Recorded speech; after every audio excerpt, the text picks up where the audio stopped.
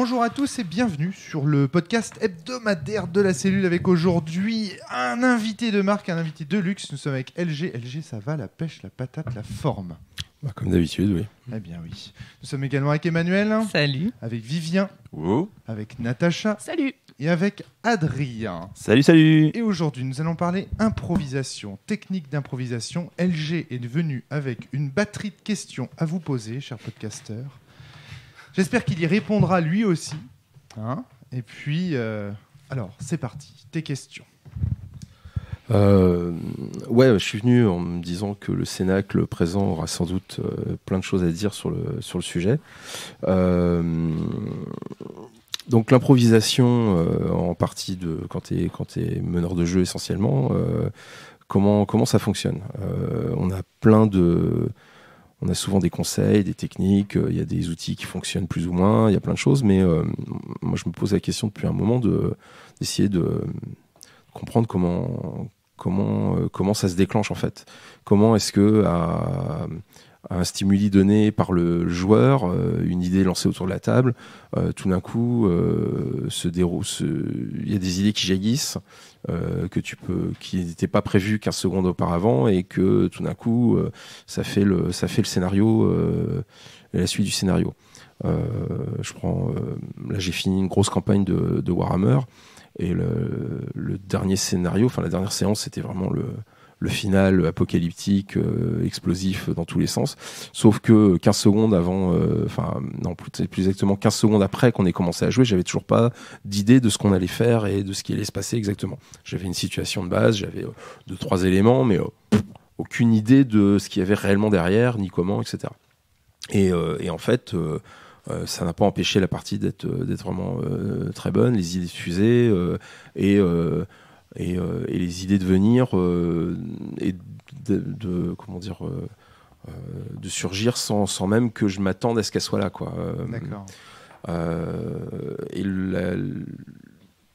Comme une partie des jeux sur lesquels je bosse, comme Ultra, c'est exactement la remarque qu'on se faisait avec Adrien hier. Voilà. On se disait, ça nous étonne pas du tout qu'LG vienne avec ce sujet, parce que quand on regarde un petit peu sa production en matière de jeu, on s'aperçoit que c'est beaucoup de jeux qui mettent le MJ dans une situation d'improvisateur, à savoir des settings qui se fixent rapidement, avec un MJ qui doit rapidement prendre des décisions sur ce que sont en train d'entreprendre les joueurs. On s'est dit, c'est vraiment son dada, quoi. Donc ça nous a pas du tout étonné que tu viennes avec ce sujet de podcast. C'est surtout mon dada parce que c'est comme ça que je fonctionne à ma table. Ouais. Donc j'ai jamais maîtrisé autrement qu'avec trois.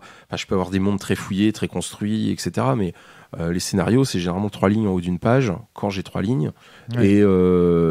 Et ça m'empêche pas de tenir 4-5 heures de jeu intensif avec plein de choses et plein de rebondissements et des joueurs qui généralement en sortent plutôt contents, quoi. Finalement, toi, tu as déjà dans tes jeux abandonné ce vieux poncif rôliste du scénario au sens d'une succession de scènes qui arrivent au cours de la partie. Tu vois ce que je veux dire? Tu es déjà dans ce qu'on appelle une espèce de forme de canevas, c'est-à-dire avec des personnages qui sont là, des problèmes qui sont là, des rumeurs qui sont là, des éléments de décor qui sont là, mais tu ne sais pas au moment où la partie commence ce que tu vas en faire. Oui, c'est vraiment les joueurs et l'orientation qu'ils vont prendre qui vont déclencher tel ou tel... Ouais, exactement. Et puis, je me base sur des éléments de cohérence, sur des éléments d'univers. Ça n'empêche pas de jouer avec des univers très construits. Enfin, je maîtrise du Warhammer. Warhammer, c'est un univers qui est très bâti. Enfin, les noms des villes, les structures politiques... etc. Ouais. Donc ça n'empêche pas du tout ça, mais c'est vrai que moi, une de mes grandes impossibilités, par exemple, c'est de prendre un scénario type le scénario classique Casus Belli, 30 000 signes, très construit, très écrit, très littéraire, ouais. Très temporalisé. Ouais. Et parce que la temporalité, moi, elle se fait à ma table de jeu, pas en amont de la table de jeu, quoi. Du coup, ça nécessite effectivement beaucoup d'improvisation. Alors, c'est vrai que c'est quelque chose qui s'est construit. J'ai fait beaucoup d'erreurs. Des fois, tu t'improvises des réponses qui sont pas les bonnes et tu te rends compte après et ça fout ta campagne en l'air, peu importe. Au bout d'un moment, tu finis par ne plus donner ce genre de réponse et puis ça roule tout seul, quoi. Ouais. Mais la question que je me pose, c'est tu vois, par rapport à Oltré, j'ai pas mal de retours, parce qu'il y a quand même pas mal de gens qui jouent avec. Nanochrome, la base, c'est quand même de créer son univers, enfin de poser la base de l'univers, puis pendant que les personnages créent les joueurs créent leur personnage, de se lancer, que le MJ se lance à écrire un bout de scénario ou un bout de canevas sur lequel il va improviser la suite tout de suite après, quoi. Et le problème, c'est que autant on peut fournir des outils là-dessus, on peut fournir des appuis, des contraintes qui vont permettre à l'imagination de se développer, mais j'arrive pas à piger. Enfin, j'ai beaucoup de soucis avec la manière dont ça fonctionne, dont ça fait tilt, dont il y a les étincelles. Alors c'est ce qu'on appelle l'esprit, j'imagine. Enfin, c'est la manière d'être capable de répondre du tac au tac, etc. Enfin, donc ça s'appuie sans doute sur de la culture générale, sur de l'expérience, sur du vécu, mais comment faire passer ça à des MJ qui ne sont pas habitués à ça? Donc, en fait, t'es venu pour faire un podcast sur la magie, finalement, c'est ça? Ouais, parce que mais c'est vrai que c'est quelque chose de la magie du jeu de rôle dont on va parler là. Parce que l'improvisation, c'est au cœur de. Enfin, je trouve que c'est au cœur de ma pratique, mais c'est quelque chose qu'on n'arrive pas à passer. À transmettre en tant qu'auteur de jeu, t'entends? Voilà, on peut transmettre des outils, et on peut transmettre des trucs. Il y a des pages de trucs sur vous inquiétez pas, l'improvisation c'est pas si compliqué que ça, il suffit faites comme ci, faites comme ça. Mais alors tu parles de pages de trucs, j'aimerais bien que tu cites quelques références avant qu'on ne passe la parole à Adrien. Dans les derniers Casus, il y a eu pas mal de choses sur dans le coin du MJ, ou je sais plus comment ça s'appelle, dans Aspirine, il y a eu quelques trucs sur le meneur de jeu, sur la façon dont il doit placer ses joueurs. Voilà, il y a assez régulièrement des conseils, même dans j'en donne dans certains de mes bouquins. Je fais 2-3 pages sur comment improviser, mais ça reste extrêmement succinct. Et puis tant que j'ai l'impression que tant que j'aurais pas réussi à piger comment ce putain de cerveau fonctionne pour faire jaillir ces idées, j'arriverai pas à fournir les bons outils au truc. D'où mes questionnements et d'où l'idée que peut-être vous aurez des réponses ou des bouts d'explication ou des pistes à explorer, quoi. Adrien, je vais me lancer en premier. J'ai quelques pistes de réflexion qui me viennent suite à ce que tu nous as raconté. Le premier élément sur lequel j'ai tilté, c'est quand tu nous as décrit donc cette campagne de Warhammer, sur laquelle tu dis que c'est super facile d'improviser, que tu as besoin de rien, il y a beaucoup de noms, beaucoup d'univers, beaucoup de choses déjà présentes. Et en fait, je pense que c'est là justement une des facilités d'improviser, c'est quand plus l'univers est contraint, plus on peut improviser parce qu'on va avoir un livre avec des noms de lieux, des noms de PNJ importants, des sortilèges, tout plein de contextes sur lesquels on va pouvoir s'appuyer. Et donc systématiquement, dès qu'on a un manque d'idées, on va ouvrir le livre à une page quelconque, et puis on va se dire tiens, ils sont en voyage vers telle ville, je prends un PNJ important du lieu, et puis paf, c'est parti, j'ai une idée. C'est en fait l'improvisation, quand elle est basée sur des éléments préécrits, elle est facilitée. Parce qu'au final, on se retrouve à interpréter et on se dit plus je suis en posture d'improvisateur, je suis en posture d'adaptateur. J'ai adapté un élément de l'univers, une ville, qu'est-ce qu'elle m'inspire immédiatement? Oh, ok, elle est placée près d'une montagne, donc il y a sans doute des problématiques autour de la mine. Si elle est sur telle frontière, il y a sans doute tel ennemi pas loin. Donc on peut rebondir là-dessus assez rapidement. En écho, en fait, je pense par exemple à Sur les frontières que j'ai fait jouer hier. Enfin, hier, dans le podcast précédent.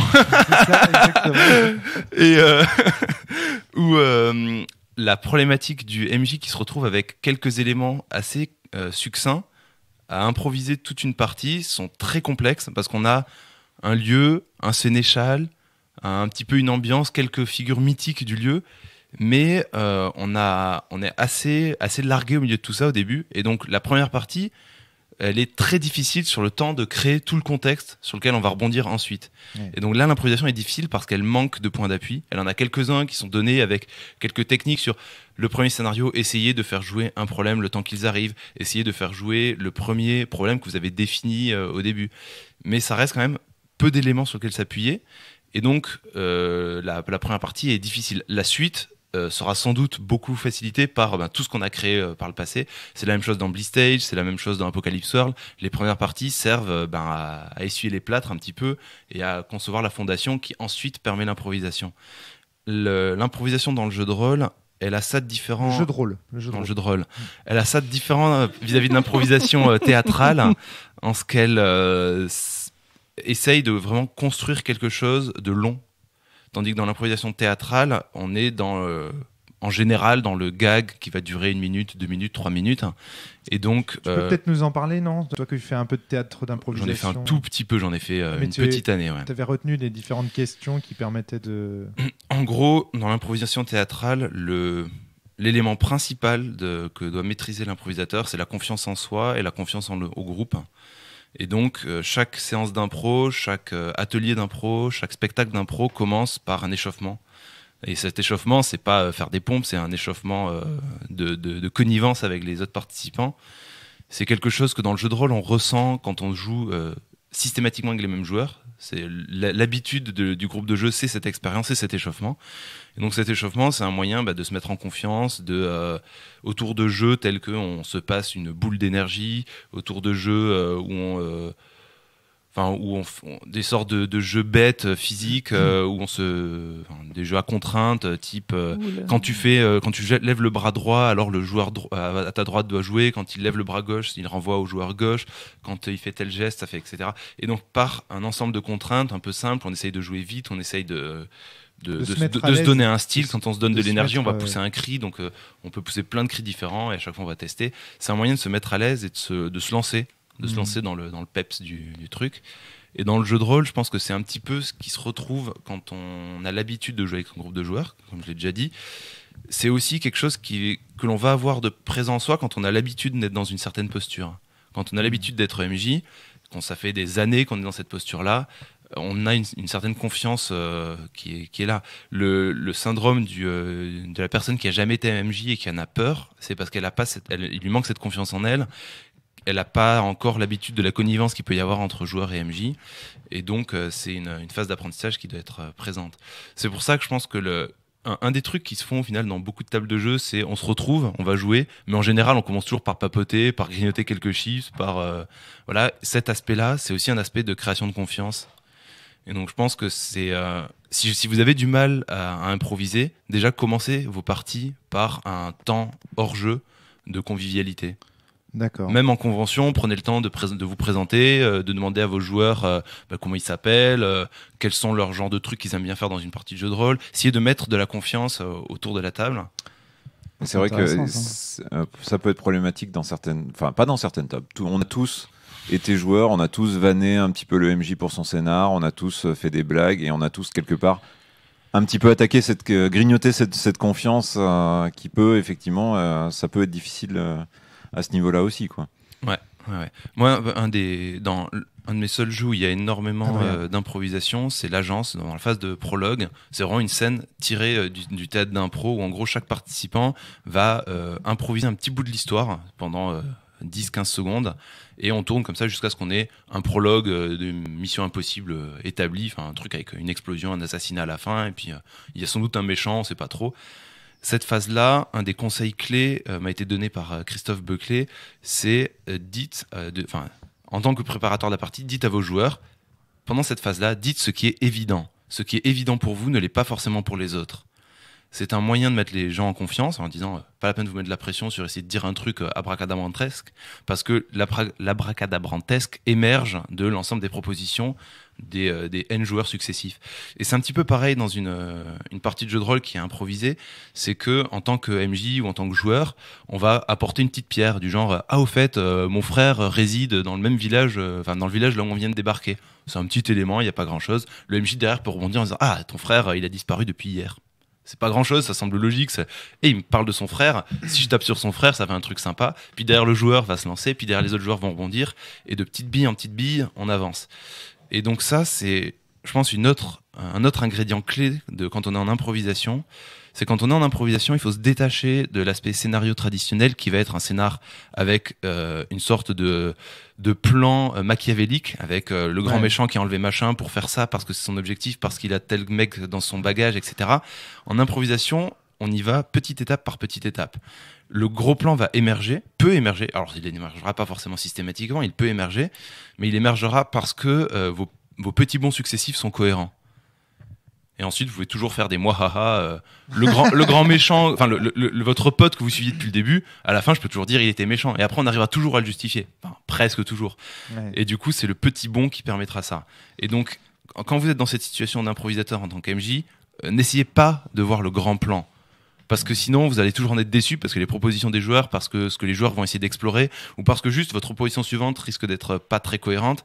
Essayez de voir juste l'étape suivante, la toute prochaine, et ensuite, voyez comment ça avance. Donc c'est se détacher du long terme et se dire le long terme sera là, parce qu'on est plusieurs, qu'on veut aller voir ce long terme. Les joueurs n'ont pas envie de juste s'arrêter à parler avec le petit vieux du village. Enfin, ils vont vouloir aller ailleurs. Et c'est pareil pour vous, et puis de petit bond en petit bond, on va avancer. Alors moi, Emmanuel, vas-y. Parce que moi, tout ce que dit Adrien, ça vient conforter pas mal d'hypothèses que j'ai. J'ai aucune réponse claire, mais pas mal de petits points qui me paraissent. Tu peux les aborder, si tu veux les aborder maintenant, tu peux. Allez, c'est parti. Alors, tiens, je commence par la fin. Cette histoire de gros plans, le fait qu'ils se mettent petit à petit en place, je pense que ça rejoint un des principes de base du plaisir chez l'humain, tout connement. Mais le fait que quand on s'attend à retrouver quelque chose et qu'on le retrouve effectivement tel qu'on se l'imaginait, il y a c'est généralement une source de plaisir. Ou au moins de soulagement, purement biologique, hein, pour le coup. Là, ouais. Les choses se passent comme prévu, voilà, ça fait du bien, on sait qu'on est dans son élément, c'est rassurant, il n'y a pas de danger, la sélection naturelle nous implique d'avoir des petites endorphines qui... Tu vois, et ça. Non pas de l'adrénaline. Là, tu parles bien du scénar extrêmement construit. Là, je parle des réactions humaines dans l'ensemble. C'est d'ailleurs pour ça on sait qu'il y a des lecteurs de polar, par exemple, qui vont lire la fin du bouquin pour savoir qui a tué avant de reprofiter de l'ensemble du bouquin. Bon, personnellement, j'ai jamais vraiment compris, mais apparemment, voilà. J'ai un peu du mal aussi, effectivement, à comprendre cet intérêt. Mais c'est les études sociologiques ont montré que voilà, c'est ça. Tu peux te permettre de suivre le truc et puis de dévoiler petit à petit. Mais ceci dit, c'est aussi pour ça qu'on relit les bouquins.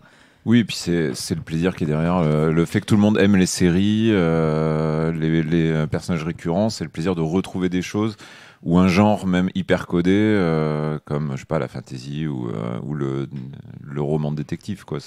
Ok, il y a des choses qui varient, mais il y a aussi beaucoup de choses qui sont les mêmes, et c'est le plaisir de revoir à chaque fois la même chose parce que on prend les mêmes et on commence. On est entre soi, quoi. Ouais. N'oubliez pas quand même qu'il y a les droits du lecteur de PENAC qui autorise à commencer un livre par la fin. C'est vrai. C'est très important d'avoir le droit de le faire. Je suis bien d'accord.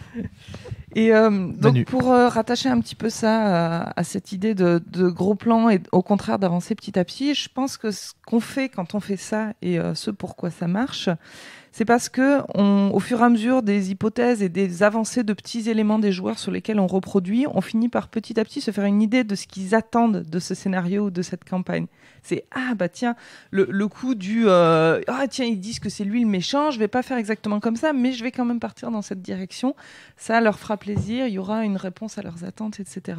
Yeah. Donc je pense que c'est aussi pour ça que les improvisateurs, moi j'ai vu quelques matchs d'impro avec des acteurs récurrents qui avaient un petit peu leurs fans, quoi. C'était un petit peu les stars de la patinoire, et ils ont leur technique de réutilisation de ce qu'aiment bien les fans, etc. Donc bon, c'est un peu du fan service, on est d'accord. Ouais. Mais je pense qu'on fait un peu ça aussi. Mais en fait ce que tu dis, c'est pas si bête que ça. C'est un élément sur lequel je voulais parler. J'espère bien que c'est pas si bête que ça ce que je raconte. Ça permet de rebondir très bien sur le jeu de rôle. C'est qu'en fait, un des éléments clés de l'impro en jeu de rôle, c'est de réutiliser et recycler ce qui a été dit. C'est aussi une des bases de l'improvisation théâtrale. C'est la règle d'or de l'improvisation théâtrale, c'est oui mais. Et donc la règle d'or, c'est quelqu'un dit quelque chose, je ne vais pas le nier, je vais l'accepter.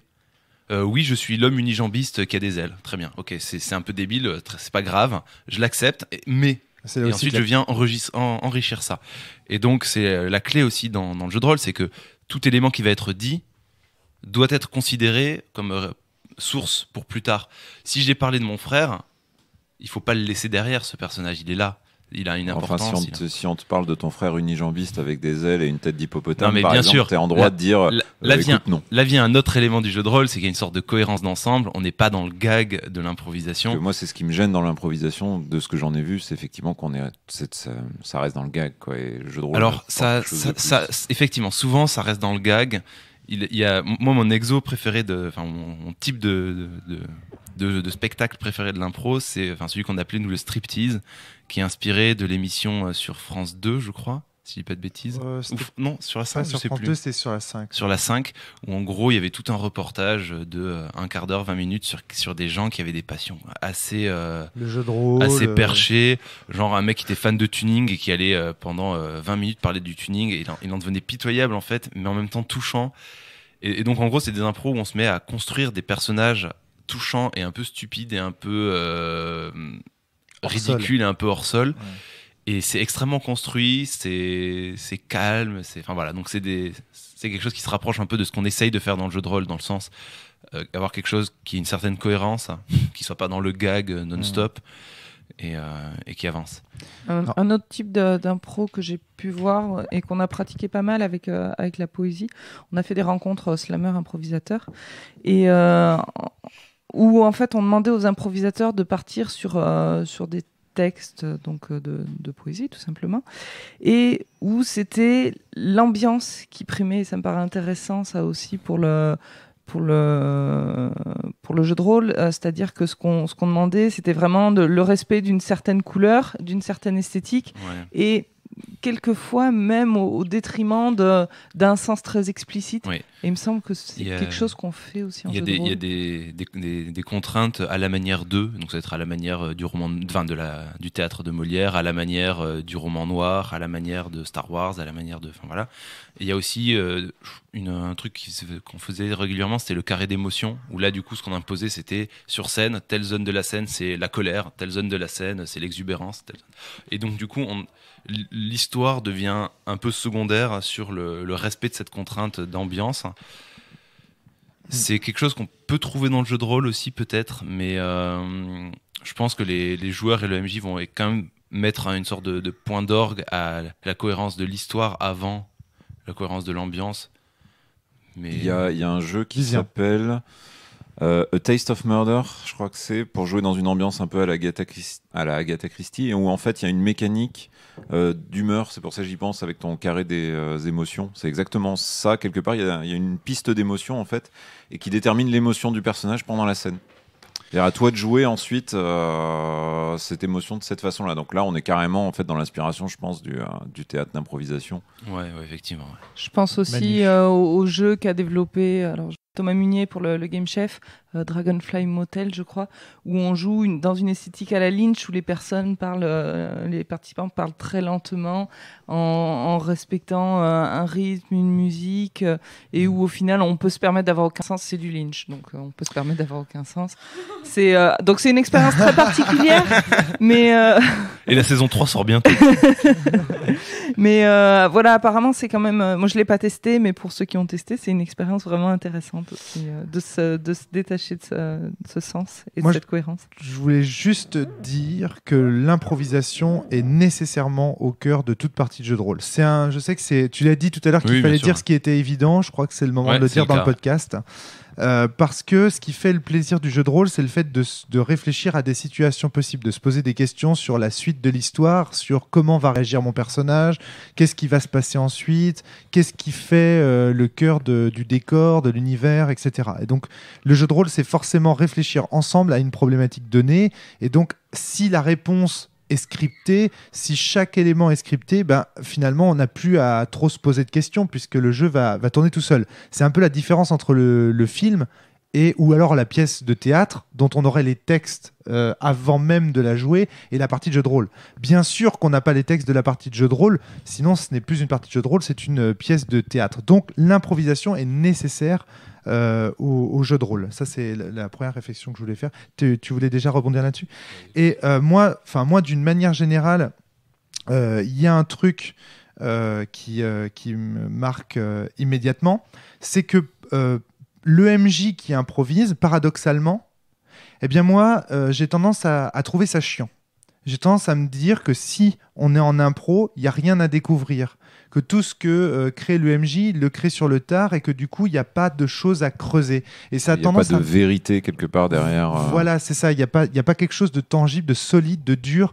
Et donc, que du coup, ça peut aussi m'arrêter. Alors, d'où ma réflexion sur l'improvisation, qui est que selon moi, en tant qu'auteur, LG, et après je te passe la parole, c'est pour moi, un jeu doit dire ce qui doit être improvisé et ce qui ne doit pas l'être. Et c'est tout ce qu'il peut dire en un sens.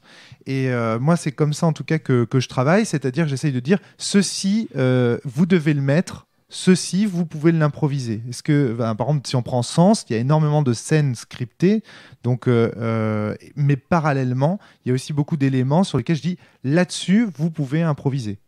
Et c'est tout ce qu'on peut faire en tant qu'auteur de jeu. Moi, ce que j'aime pas trop non plus, et puis j'en finis avec ça, c'est quand les problématiques sont improvisées également. J'aime bien quand même quand les problématiques d'un jeu sont pensées en amont. Pourquoi ? Parce que moi, je suis sensible aux propos des auteurs de jeu, aux propos des auteurs du scénario. Et donc, du coup, quand les problématiques n'ont pas été travaillées en amont, j'ai la sensation qu'on me donne du vent à manger, qu'il n'y a rien à faire, rien à creuser, et qu'au final, les problématiques qui seront abordées seront les problématiques des joueurs ce soir-là. Et dans la mesure où on joue souvent avec la même table, eh ben, ce seront souvent les mêmes problématiques. Et ça, c'est dommage parce que c'est passé à côté de ce qui fait la richesse de chaque jeu, de chaque auteur et de chaque expérience que l'on pourrait vivre à travers le jeu de rôle. Donc l'improvisation, j'ai envie de dire, c'est à double tranchant. En même temps, c'est juste sur ton dernier point, rejette peut-être pas quand même les jeux où les joueurs définissent à la création du personnage la problématique qu'ils ont envie de voir traiter. Non, il faut pas que toutes les problématiques. Ce que je dis, c'est qu'il faut. Voilà, c'est ça. Voilà. Non, mais je veux dire, c'est quand même un truc là pour le coup solide que le jeu a mis en place. Et voilà, c'est pas un truc improvisé.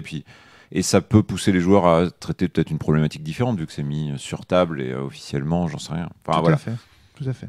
LG. Alors, je m'excuse par avance, mais je risque d'avoir une réponse un peu longue à tout ça. Mais bien sûr. Parce qu'il y a eu beaucoup de choses dites. Alors, de l'improvisation comme facilité pour le MJ pour préparer ses trucs et pour partir en roue libre. Oui, ça peut arriver et non, il y a plein de trucs qui font que en réalité, normalement ça doit pas arriver. Alors j'ai longtemps joué avec un meneur de jeu qui jouait absolument sans aucune note. D'aucune sorte, même pas d'univers. Enfin, il avait tout dans sa tête. Il avait une mémoire prodigieuse, quasiment une mémoire idétique, et il improvisait tout. Mais on sentait effectivement les séances de jeu où il avait absolument aucune idée de ce à quoi on allait jouer, ni de ce qu'il allait pouvoir se passer. Et t'avais pas cette sensation de vide Si, on avait cette sensation de vide absolu, ou pas de vide, mais voilà, ça avançait mais en roue libre, quoi. Ouais. Donc oui, ça peut arriver et c'est pas bon du tout parce que c'est très désagréable pour le MJ qui sait pas ce qu'il raconte et c'est extrêmement désagréable pour les joueurs qui, pour le coup, ça sentent qu'il y a un problème, qu'ils n'ont pas de prise en fait. Voilà, que ça va un peu au hasard voilà. On a l'impression de jouer pour rien presque. Voilà, c'est ça. On joue pour rien. Alors c'est pas super grave quand. C'est sanctionné en théâtre d'impro, ça d'ailleurs, non, Adrien. C'est sanctionné en théâtre d'impro, le côté flou quand on commence à plus trop savoir qui est-ce qui dit quoi, qui est-ce qui est réel et il me semble que ça fait partie de, tu sais, quand l'animateur fait le signe du énoncé comme ça me dit rien. Je crois que ce que tu faisais en agitant la main, il me semble que c'est du cabotinage, mais je suis pas sûr. Alors c'est peut-être le cabotinage. Mais il y a micro, Adrien, tiens, prends celui-ci. Ouais. Il y a une sanction. Enfin bon, pardon, j'ai coupé la parole. Non, c'est bon, on t'a bien entendu, Adrien, mais il est foireux ce micro, il marche mal. Effectivement, donc quand ça part comme ça en cacahuète, un peu en roue libre. Alors c'est pas super grave quand on joue 6 fois par semaine, comme c'était le cas à l'époque. Donc à la limite, à une séance de temps en temps, c'était franchement pas très très grave. Quand on joue une fois par mois, c'est plus problématique, c'est clair. Maintenant, il y a pas mal d'éléments pour ne pas, même en étant en improvisation, ne jamais, et en jouant en improvisation quasiment constante, ne jamais se retrouver dans cette situation-là. Alors, déjà, je voulais reprendre sur tu parlais toi, t'aimes bien les choses problématisées, les scénarios. Tu parlais qui, ça? Moi? Oui, à toi. On est à la radio, ils ne voient pas voilà. tes gestes. Il y a un gros problème, je trouve, avec les scénarios très écrits, c'est que les auteurs, généralement, ne peuvent pas s'empêcher de temporaliser leur écriture. Ah oui, ça c'est... Acte 1, acte 2, acte 3, voilà, c'est une enquête se déroule comme ci, comme ça, etc. Enfin, et en fait, ces scénarios-là n'autorisent absolument pas les sauts quantiques. En gros, passer d'une scène à une autre absolument en mode, juste parce que les joueurs ont eu une bonne intuition, ou ne prévoit généralement pas, à moins de faire des pages et des pages et des pages de descriptifs, et si, ne prévoit pas que les joueurs trouvent d'autres solutions ou partent sur d'autres pistes que celles que tu as prévues à l'origine. Par exemple, pour des scénarios d'enquête, voilà. Du coup, ça a toujours, pour moi, ça a toujours été un gros problème parce que une partie de jeu de rôle, le récit se construit à la table. Le récit, c'est ce qu'on a un peu théorisé avec ma femme, mais le récit, c'est le but ultime d'une partie de jeu de rôle. C'est le point d'arrivée absolu d'une partie de jeu de rôle. Au-delà, il n'y a que les CR, quoi. Enfin, il n'y a que les comptes rendus de partie. Est-ce que tu seras d'accord avec moi pour dire que ce récit, il est propre à chacun au terme de la partie de jeu de rôle? C'est-à-dire que chacun a son récit. Pour savoir chacun a son image du récit, mais le récit, c'est ce qui a effectivement été joué autour de la table et ce sur quoi on ne revient pas. D'accord. C'est comme ça que je le définis. Moi, en tout cas, c'est ce que j'appelle ce que tu appelles le récit. Moi, je l'appelle le contenu fictionnel malléable. Voilà. Mais nous, on l'appelle récit parce que c'est jeunette et que c'est de la narratologie de base. D'accord. C'est l'arrivée. Enfin, donc on rattache ça à la littérature, mais tout ce qui va se jouer autour de la table, c'est contribue. Et ce qui est effectivement dit, joué autour de la table, qui provient des joueurs, qui provient de l'univers, qui provient du MJ, le dialogue général construit le récit. Et le récit ensuite impacte les personnages via ce qu'ils ont vécu, l'expérience, etc. Impacte l'univers parce que l'univers se modifie et impacte le MJ parce qu'il modifie son scénario en conséquence de ce qui a été joué. Et le récit, on ne revient pas dessus. C'est ce qui a été joué, quoi. Voilà. Et du coup, la problématique des scénarios écrits, c'est que ils ont tendance à vouloir poser le récit avant qu'il ait été joué. Oui, bien sûr. Voilà. Je me demandais juste, mais du coup, je prends peut-être de l'avance sur ce que tu allais dire ensuite. J'imagine que tu écris des scénarios pour le commerce ou pour toi-même ou non, jamais. Alors j'essaye. Alors déjà pour moi, j'écris des. Alors je me lance. Alors c'est pour ça que je vais revenir justement sur parler de l'improvisation qui est à court terme. Pour moi non, l'improvisation peut être à très long terme et avec des grands plans très construits, mais qui n'empêche absolument pas l'improvisation. Enfin dans ma pratique en tout cas. Je me demandais juste comment du coup tu les écrivais toi avec cette problématique là justement de ne pas intégrer la temporalité dans les scénarios que tu écris pour d'autres lecteurs, pour d'autres meneurs de jeu en fait. Alors techniquement en fait je place des PNJ, des intrigues, des lieux, des éléments d'univers sur lesquels je m'appuie. En fait, je place des fronts, des menaces. Enfin, quand on veut être en mode Apocalypse World ou équivalent, mais ou dans Ultra, c'est ce que j'appelle les chroniques des factions. Avec comment dire, parce que dans Apocalypse World, l'idée des fronts, c'est aussi qu'il y a si les joueurs ne font rien, voilà ce qui va se passer. Voilà, c'est ça, c'est le principe. C'est si vous faites rien, voilà l'aboutissement. Les méchants, ils vont réussir à monter leur plan. Si vous agissez, ils vont soit perdre, soit réévaluer en permanence leur plan.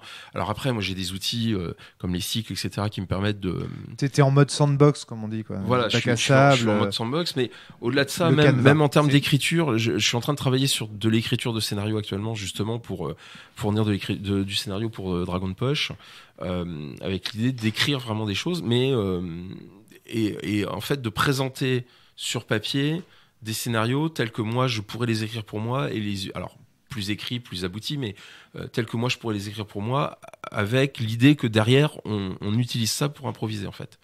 Adrien, puis on te repasse la parole. C'est pas tout à fait du sandbox, ou le sandbox, il n'y a pas d'événement prévu. Si. Là, en fait, ça dépend du sandbox en fait. Il y en a ils ont pas ça et d'autres qui l'ont. Ouais. Justement, l'une des grosses problématiques du sandbox, c'est que c'est un truc difficile on est en plein dans le sujet là. À réussir.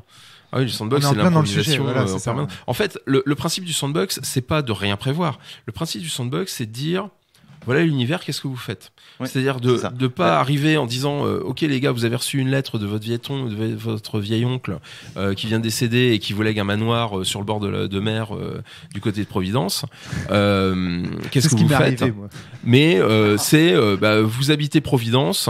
Voici des coupures de journaux et il y a 10 affaires différentes qui peuvent être certaines effectivement orientées vers du Cthulhu et d'autres, et puis d'autres vers de l'histoire de gangsters purement non fantastique, et puis d'autres avec des histoires de meurtriers en série purement non fantastiques mais avec quand même un côté un peu gore, et les joueurs ils choisissent leur scénario. Les joueurs choisissent la direction, ce à quoi ils vont s'intéresser. Ouais. Et du coup, toi, en tant qu'MJ, tu les accompagnes. Mais ça veut pas dire, dans un sandbox, ça veut pas dire que tu n'as pas prévu quelque chose, tu n'as pas prévu des factions, t'as pas prévu de l'événementiel, t'as pas prévu des choses qui vont se dérouler. Bien au contraire, simplement, tu ne les imposes pas à tes joueurs. Et une partie de ce que t'as prévu, de toute façon, sera pas joué. Tu sais que ce sera pas joué parce que pas le temps, puis les joueurs partent dans d'autres directions, et puis s'ils n'y intéressent pas, c'est pas grave. Voilà. Le sandbox, c'est pas tellement le vide, c'est plutôt le fait que les joueurs soient complètement libres de la direction qu'ils souhaitent emprunter. Alors juste, c'est-à-dire de la manière dont ils vont explorer l'univers, en gros, dont ils vont l'explorer. Juste, pourquoi est-ce que tu n'étais pas d'accord sur cette... Parce que moi, ça me semble assez clair. Dans la définition du sandbox, moi, je ne mettais pas ce genre d'événement. Enfin, pour moi, ça, c'est déjà une... Pour toi, le sandbox, c'est vraiment... Pour moi, le sandbox, c'est juste un setup initial. Alors, donc, pour moi, en fait, c'est ce que je fais, de prévoir de l'événement en disant, et à un moment, peut-être que ça se passera. À un moment, peut-être que ça se passera. Et puis, selon ce que font les joueurs, je leur fais tomber dessus ou pas pour avancer l'histoire, pour leur proposer de nouvelles problématiques, etc. Mais ça fait pas tout à fait partie de mon canon sandbox, on va dire. Ce que tu as l'air d'appeler du sandbox, enfin, si tu veux. Alors, on va faire une analogie qui vaut ce qu'elle vaut. On va le comparer à du jeu vidéo. Pour moi, le sandbox, aujourd'hui, c'est GTA. Et or, dans GTA, c'est exactement comme le décrit LG, c'est-à-dire c'est des quêtes qui se déclenchent avec des choses qui sont prévues, des factions qui sont prévues. Et dans GTA, c'est même plus décrit que ce que dit LG, parce que dans GTA, on choisit presque son scénario au cours du bac à sable. Pour moi, le sandbox, c'est plus proche de Minecraft, en fait. Putain, c'est exactement la comparaison que j'allais donner. C'est ça que j'allais dire. C'est-à-dire que pour toi, le sandbox, c'est plus proche de Minecraft et des Lego, quoi, en fait. On a des briques. T'es dans ton bac à sable, il y a du sable, t'as une pelle. Alors moi, je pense que... mais après, c'est une interprétation du mot. Donc, je pense que dans les deux cas, vous êtes dans le sandbox. C'est toujours pareil, il y a des curseurs à placer. Même pour moi, le sandbox n'est pas idéal parce que ça soulève les problématiques qu'on a évoquées, qui sont, il n'y a rien en fond, c'est la partie qui va tourner un petit peu dans le vide. Et effectivement, je préfère travailler, comme tu le dis, avec des fronts ou des événements ou quelques éléments qui ne sont pas scriptés parce que liés temporellement à l'histoire, mais des événements qui peuvent survenir. Et au final, juste sur le sandbox, parce que j'ai joué justement à un sandbox qui s'appelle Kingmaker, qui est c'est Pathfinder, quoi, Donjons et Dragons. Et dans ce mode de sandbox, pour moi que j'ai pas du tout apprécié globalement, enfin en termes de scénario, c'était vraiment... Vous allez dans un endroit, vous allez pour le pacifier, en gros, vous avez X hexagones, vous choisissez dans quel hexagone vous allez, et chaque hexagone a une rencontre scriptée dessus, et quand vous rentrez dans l'hexagone machin, il se passe ça. Et après, il y a un hexagone tout au bout qui correspond à la fin du scénario avec le grand méchant. Et j'imagine que le MJ a quand même 2-3 trucs pour régler, genre si vous foutez une raclée aux bandits de tel endroit, ils vont après se replier sur tel hexagone ou ce genre de choses. Mais sinon, globalement, c'est quand même comme ça que le sandbox est souvent un petit peu conçu. L'autre exemple étant les villes de vampires, qui là pour le coup c'est une bande de PNJ avec leurs envies. On lâche les joueurs dedans en leur disant démerdez-vous. Et ils vont voir qui pour mener une intrigue, qui vont se taper dessus, après, etc. Je voudrais pas non plus qu'on passe trop de temps dans ce podcast sur le sandbox, parce que c'est peut-être pas non plus le cœur du sujet de l'improvisation, parce que l'improvisation, on peut la trouver dans n'importe quel type de scriptage, de scénario, de jeu. Enfin, vous voyez ce que je veux dire? Enfin, ça me semble... Justement, ça faisait partie de... Enfin, c'était juste un passage sur le scénario... les structures de scénario parce que c'est important. C'est important parce qu'en fait, en fonction du scénario, on dira aussi quoi improviser. Qu'est-ce qu'on improvise. Voilà. Dans le sandbox, on n'improvise pas la même chose que dans un scénario linéaire. Il y a un truc qui a été dit. Alors, je vais prendre un peu d'avance, puis je reviendrai un peu dessus. Tout à l'heure, il y a un truc qui a été dit sur le fait que l'improvisation, c'était le plus souvent de l'interprétation. D'éléments posés, d'éléments préalablement posés, d'éléments d'univers, etc. Et ce qui est pas forcément une mauvaise définition, bien au contraire. Je trouve que c'est pas mal du tout. Je disais pas que c'était que ça, je disais que c'était facilité quand c'était appuyé sur quelque chose. Alors, c'est juste mais alors justement, là il y a pas très longtemps, enfin ça fait des années par exemple que ça faisait pas mal de temps que j'avais pas travaillé sur des univers de jeux. Je me suis remis à travailler sur des univers de jeux il y a l'année dernière, cette année quoi. Alors je travaillais sur des univers pour moi. Pour mes tables de jeu, etc. Mais les jeux que je sortais, Oltré, Dragon Poche ou Nanochrome, proposaient des outils de création d'univers en groupe, à partir desquels ensuite on peut développer des choses. Mais moi, je présentais pas d'univers parce que je trouvais l'exercice vain ou en tout cas pas abouti. C'est-à-dire que c'est ce que dans les rencontres sur le jeu de rôle universitaires sur le jeu de rôle, on parlait de livres de base en tant que support d'imaginaire et puis en tant que support aussi en tant que support technique et Isabelle Perrier, c'est ça, et qui était super intéressant et qui rejoignait un peu des réflexions que je m'étais faites, que je suis en train de me faire sur qu'est-ce qu'est un univers en réalité, à quoi sert un univers de jeu.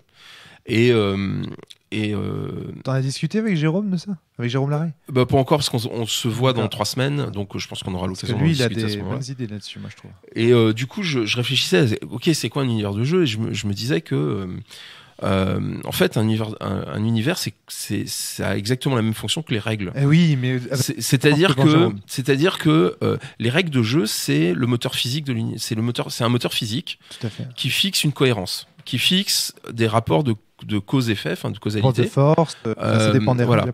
Et l'univers, c'est la même chose. En fait, l'univers, c'est dire au MJ que dans tel univers, si tu tues un mec, la police arrive.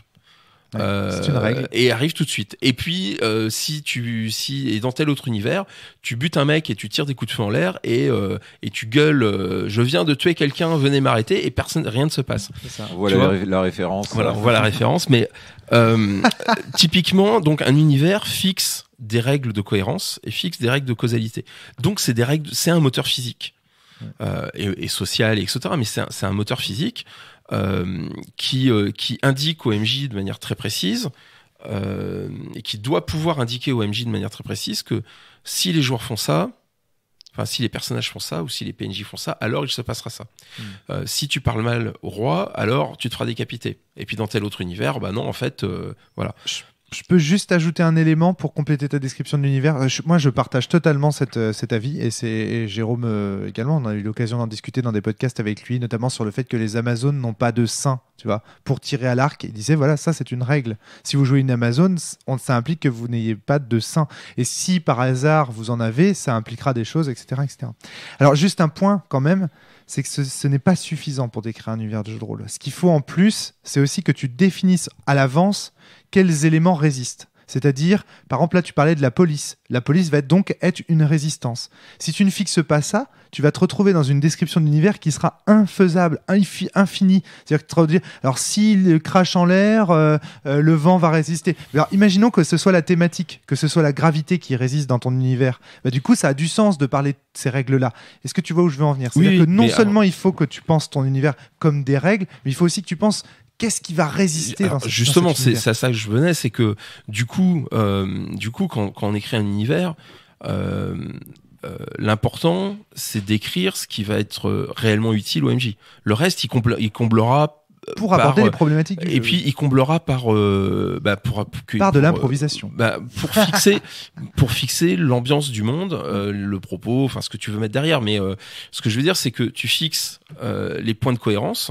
Ouais. Tu fixes le moteur physique et tout le reste, tous les vides, tu les combles par extrapolation.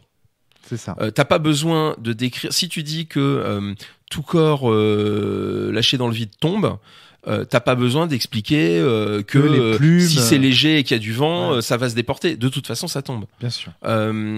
Voilà. Donc,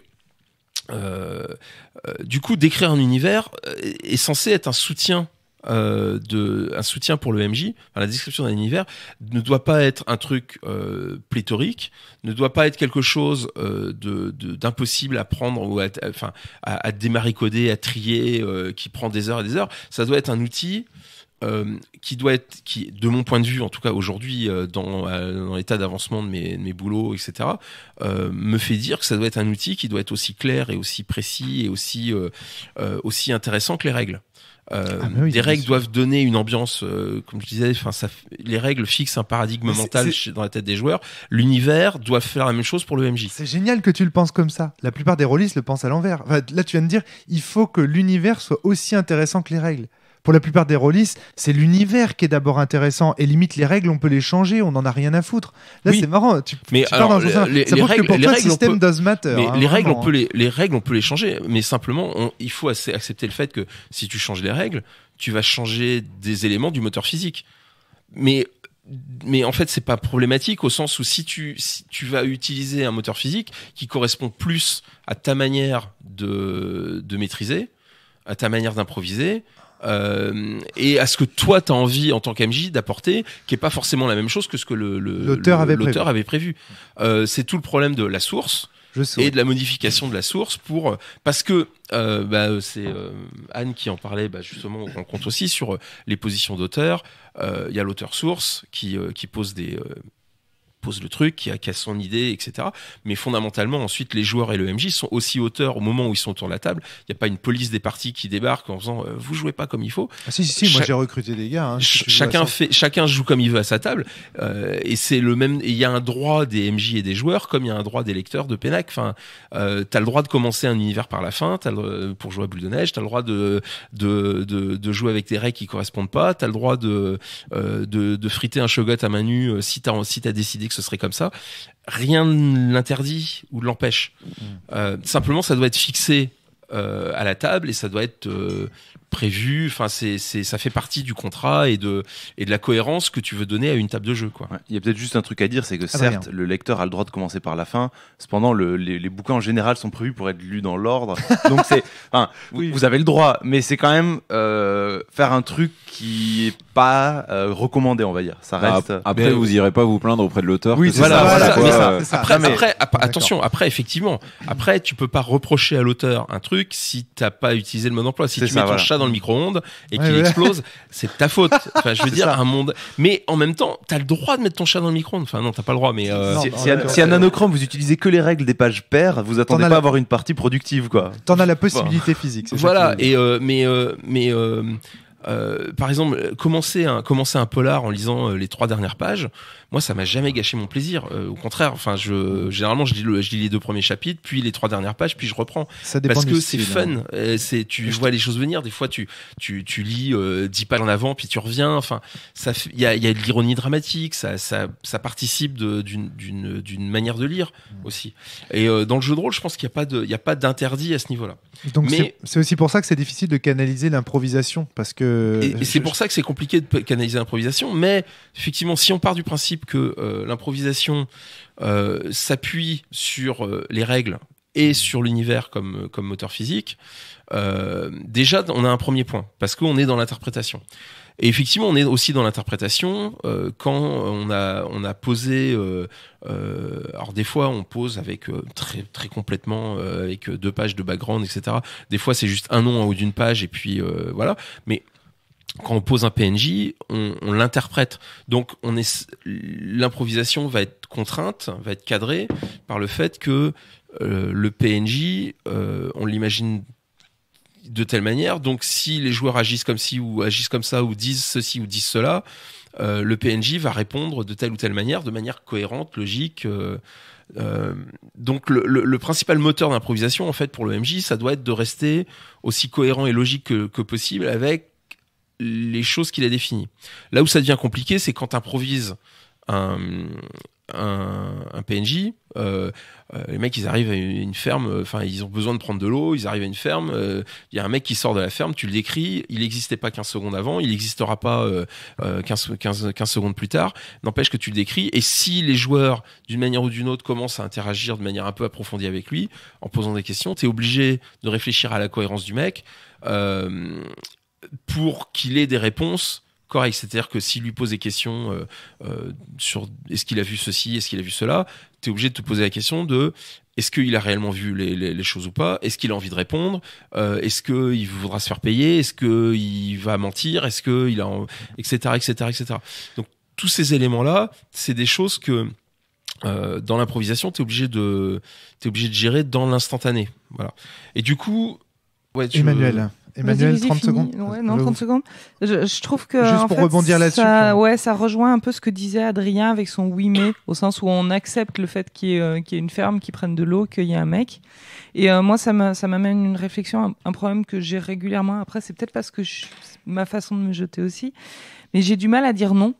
Et notamment, j'ai du mal à dire désolé, mais ce mec-là, il a vraiment rien à lui dire, parce que j'ai l'impression que c'est fermer une porte au visage de mes joueurs quand ils m'ont dit il y a peut-être un mec et on peut peut-être lui demander quelque chose, quoi. Ouais. Alors c'est peut-être parce que je suis un MJ trop gentil, mais en même temps, il me semble que justement, c'est leur dire laissez tomber l'improvisation là pour le coup. Non, on n'ira pas plus loin dans votre idée et dans votre proposition. Moi, j'ai une technique que je mets dans tous mes bouquins maintenant, que j'appelle la règle d'or, qui est un truc tout con, hein, mais qui fonctionne extrêmement bien. Elle n'a pas bonne presse, la règle d'or. Hein. Mais peut-être, mais moi je trouve qu'elle fonctionne extraordinairement bien, au tel point que mes joueurs, quand c'est eux qui maîtrisent, l'utilisent aussi, et donc moi j'en subis les conséquences en tant que joueur, et je trouve ça juste fun à chaque fois, qui consiste en fait à lancer un dé, quoi, à poser une question. Est-ce que le mec sait quelque chose ? En fait, l'idée, c'est donc tu lances le dé et c'est si tu fais petit, c'est non, si tu fais haut, c'est oui. Et l'idée, en fait, c'est de se dire que quand, en tant qu'MJ, on te pose une question qui a de l'importance pour l'histoire, parce que si le mec sait, il va te donner une réponse, et s'il sait pas, il va pas la donner, il faudra chercher ailleurs. Donc c'est important pour le récit, c'est important pour la suite de l'aventure. Mais pour le MJ en soi, ça n'a aucune importance. En tant qu'MJ, qu'il sache pas, que ce soit lui ou un autre. Que ce soit lui ou un autre. De toute façon, c'est juste des embranchements dans le pantalon du temps, et ça avance d'un côté ou ça avance de l'autre, quoi. Et du coup, cette règle, moi, je la trouve vraiment, comme étant un bon support d'improvisation, parce que tu passes pas ton temps à te poser des questions qui n'ont pas d'importance. Tu restes concentré sur l'essentiel.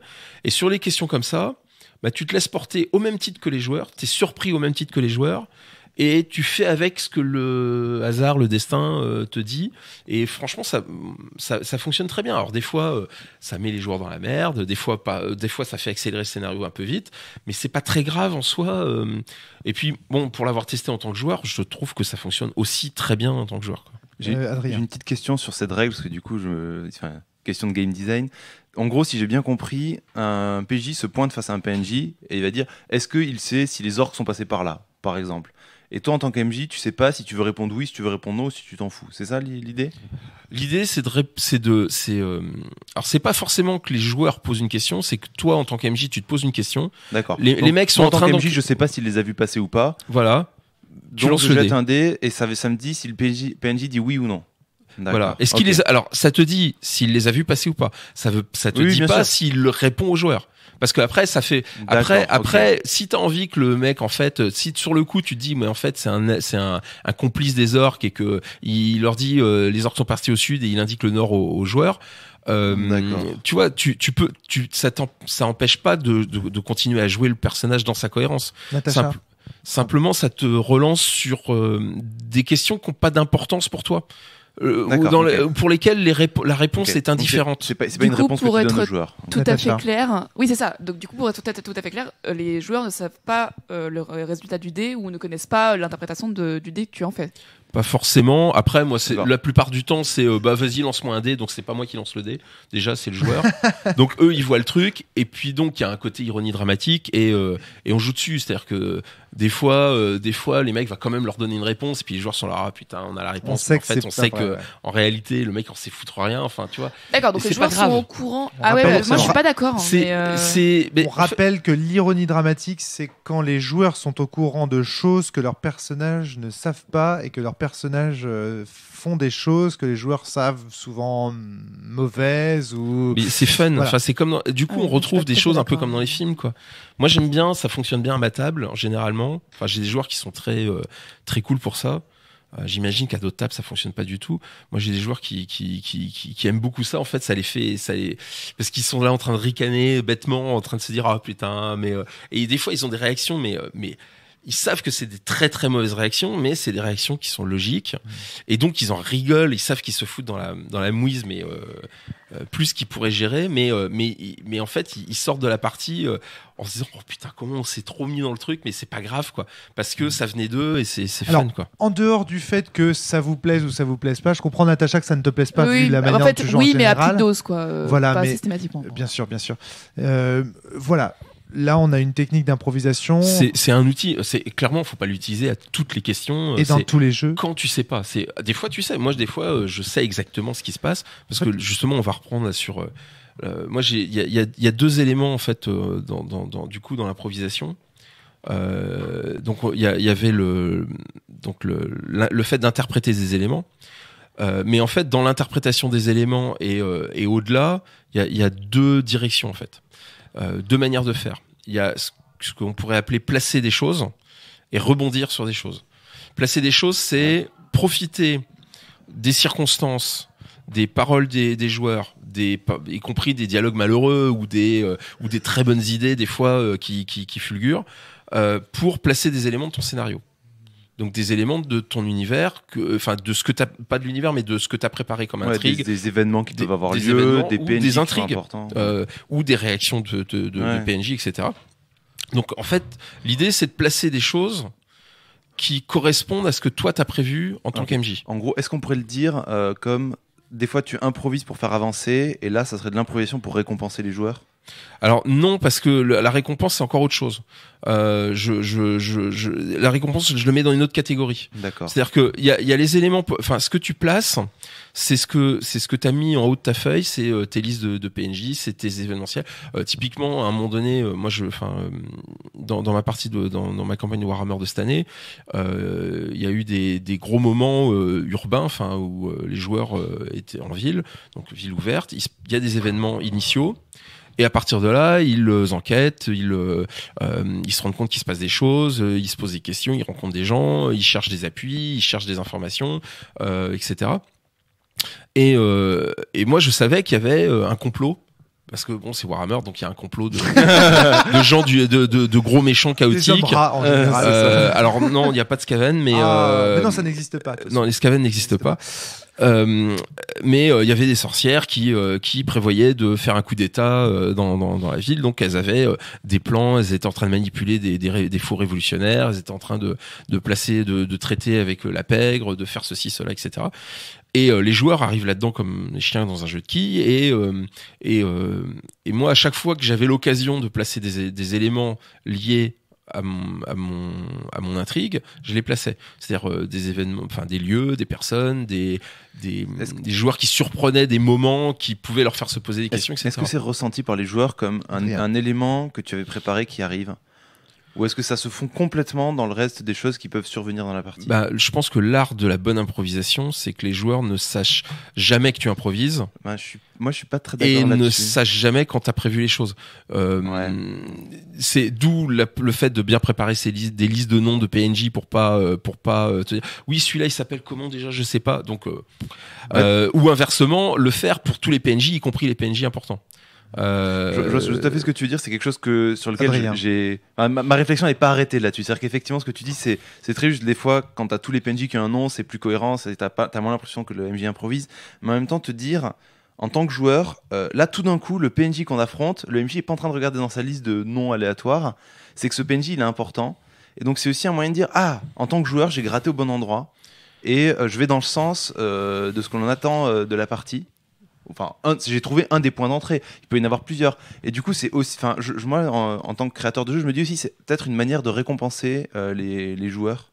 Alors oui et non, parce que en fait, il y a une autre technique, enfin il y a un autre élément, enfin l'autre volet de l'improvisation qui est rebondir, qui permet de faire exactement la même chose.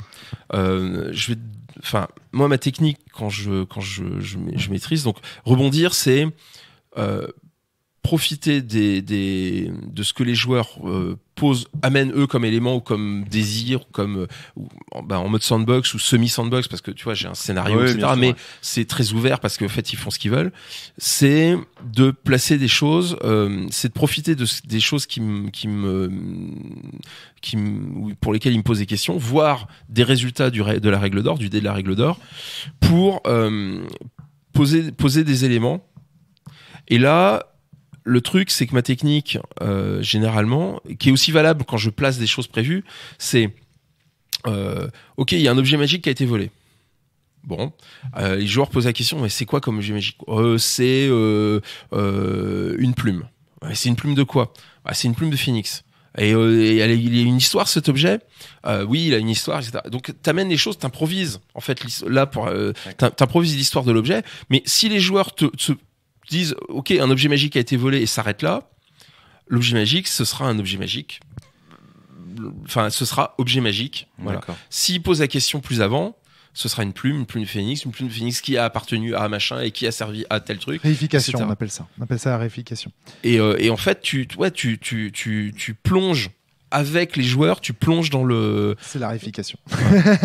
Je ne sais pas que... Voilà. Mais tu ne connais pas ce principe de créer toujours de nouveaux objets, de baptiser de nouveaux objets, d'engendrer de nouveaux objets en fonction de l'endroit où explorent les joueurs. C'est par exemple dans Shenmue. Shenmue, tu ouvres le tiroir. Dans le tiroir, il y a une boîte d'allumettes. J'ouvre la boîte d'allumettes.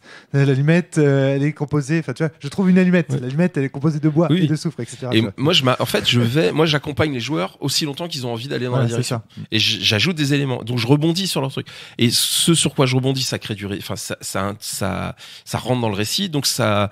Et après, je vais le réutiliser. Des fois, justement, ça me permet parfois de créer des intrigues secondaires auxquelles j'avais absolument pas pensé sur le coup,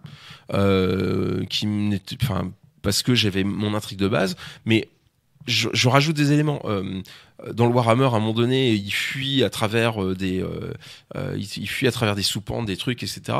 Je leur faisais tirer des cartes de péripéties, et à un moment donné, ils me décrivent un endroit où ils arrivent et un lieu où il y avait une personne, etc. Et en fait, chose que j'avais absolument pas prévue 15 secondes avant, mais qui est devenu un PNJ assez important pour la suite.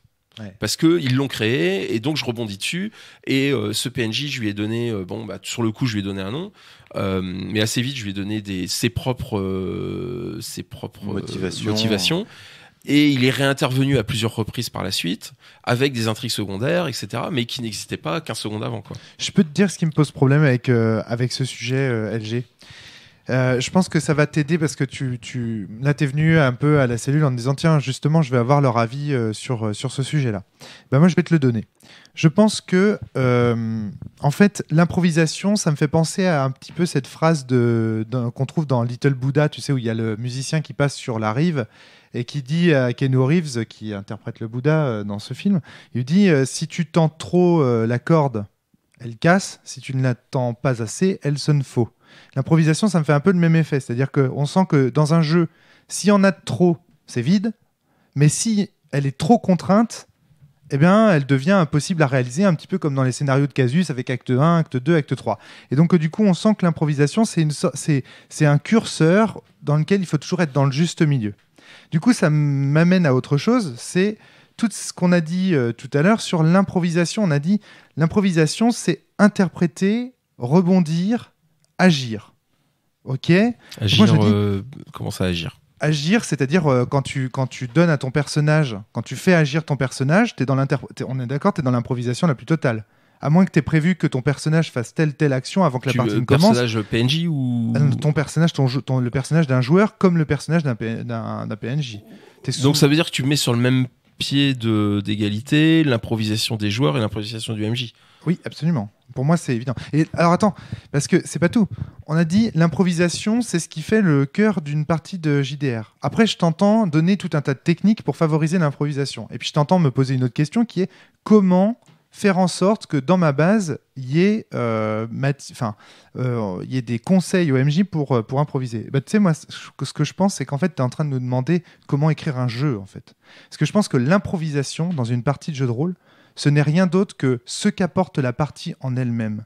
Et que tout ce qui n'est pas improvisé, c'est ce qui est contenu dans la base et sur les feuilles des joueurs avant qu'ils n'arrivent. Donc en gros, tu es en train de nous demander, à travers ce sujet, tu es en train de nous demander comment faire un bon jeu de rôle. Et là, attends, je vais plus loin. Et là, donc du coup, toutes les techniques d'improvisation que tu nous apportes là, en fait, le problème, c'est qu'elles sont valables pour un jeu donné. Elles ne sont pas valables pour tout type de jeu de rôle. L'improvisation, par exemple, de ton dé, où tu vas créer de l'ironie dramatique, elle est valable pour un jeu dont c'est le propos, mais elle n'est pas valable pour toute forme de partie de jeu de rôle. Donc tu vois, ce que je veux dire, c'est que ton sujet sur l'improvisation, il est tellement vaste qu'en fait, à mon avis, s'interroger sur comment favoriser l'improvisation, c'est s'interroger sur comment créer une partie de jeu de rôle, comment engendrer une bonne partie. Et donc en fait, c'est toute la base d'un jeu qui finalement, et c'est ce que tu dis quand tu dis mais l'univers ça sert à l'improvisation, mais les règles ça sert à l'improvisation. En fait, tu es en train de nous dire que le jeu de rôle, ce n'est rien d'autre qu'un outil pour favoriser de l'improvisation. Et ça, c'est très, très intéressant. Et donc, mais ça veut dire aussi que toutes les techniques d'improvisation que l'on donne là, toutes les techniques pour favoriser l'improvisation que l'on donne là, il faut les prendre l'une ou l'autre selon le jeu. Selon voilà, elles sont dépendantes des effets que tu recherches à une table de jeu.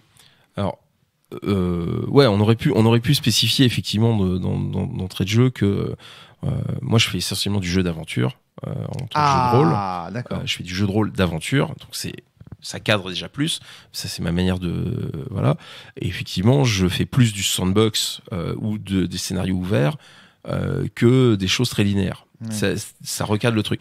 Maintenant, ma question en fait, elle était surtout. Et c'est pour ça que je te disais tout à l'heure, ce qui compte dans ta base, c'est qu'est-ce qu'on improvise. Parce que fonction de qu'est-ce que tu me demandes d'improviser, le jeu, il aura, par exemple, je te donne un exemple tout concret.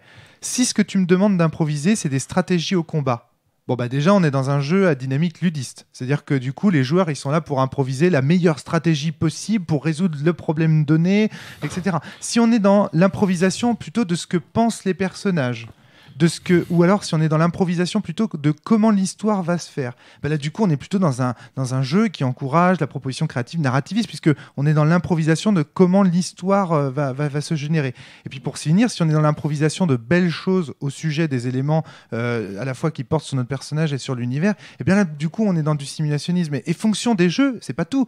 Ensuite, fonction des jeux, on a encore un autre tuyau, c'est-à-dire que là déjà, imaginons qu'on ait 3 tuyaux qui soient valables. Hein. La théorie GNS, je ne sais pas si elle est valable, mais voilà, ça fait déjà 3 canaux. Et ensuite, on peut improviser sur les belles choses de la peinture, et puis ça en fait encore un autre truc. Ou alors les belles choses des couleurs, ou alors les belles choses au sens de Blade Runner. Tu vois, c'est plus du tout la même chose si on est dans du sim. Donc c'est très très complexe. Il y a un exemple que j'aimerais citer. Alors hélas le jeu n'est pas sorti, je ne sais pas s'il le sortira, ce cher Olivier Stein. Il m'avait fait jouer il y a de cela quelques mois un jeu, je ne me rappelle plus son nom, mais en tout cas il le décrivait comme onirico-soviétique, où en gros on jouait des jeunes gens qui étaient issus tous d'une même classe d'école primaire, qui étaient un peu bizarres, et dont le dictateur du pays où on habite est aussi un de ses anciens élèves, mais on ne sait pas qui c'est. Et donc tout le jeu tourne autour nos personnages vont être promus dans cette sorte de bureaucratie, ils vont progresser, et à la fin on va révéler ou non qui est cet empereur. Et donc toute l'improvisation du jeu, les joueurs vont pouvoir improviser des scènes où on va enrichir l'univers, et donc l'improvisation du jeu était extrêmement cadrée. Enfin, c'était pas castrateur, hein, c'était cadré dans le sens, elle disait très bien sur quoi on avait le droit d'improviser, et sur quoi c'était bien d'improviser, sur quoi le MJ allait improviser, et sur quoi et comment à la fin le MJ allait lui dans son coin restructurer tout ça pour nous révéler le secret. Et donc ce jeu pour moi était un très bon exemple, parce qu'en gros en tant que joueur, enfin en tant que personnage, on allait improviser sur les secrets de l'univers, sur les secrets de notre personnage, sur les secrets de l'Empire, et ensuite le meneur allait prendre ou non certaines billes, etc. Même dans le jeu d'aventure, et je te repasse la parole à LG, même dans le jeu d'aventure, par exemple, quand on avait joué avec toi à DD4 il y a 2 ans, ou 3 ans, je ne sais plus, ce qu'on improvisait, c'était les scènes de combat. Mais c'était pas improvisé. Ce qu'il y avait dans la boîte qu'on trimballait à ce moment-là, c'était pas improvisé. Le fait qu'à un moment donné, il faille passer par tel col, c'était pas improvisé. Le lieu où on allait arriver.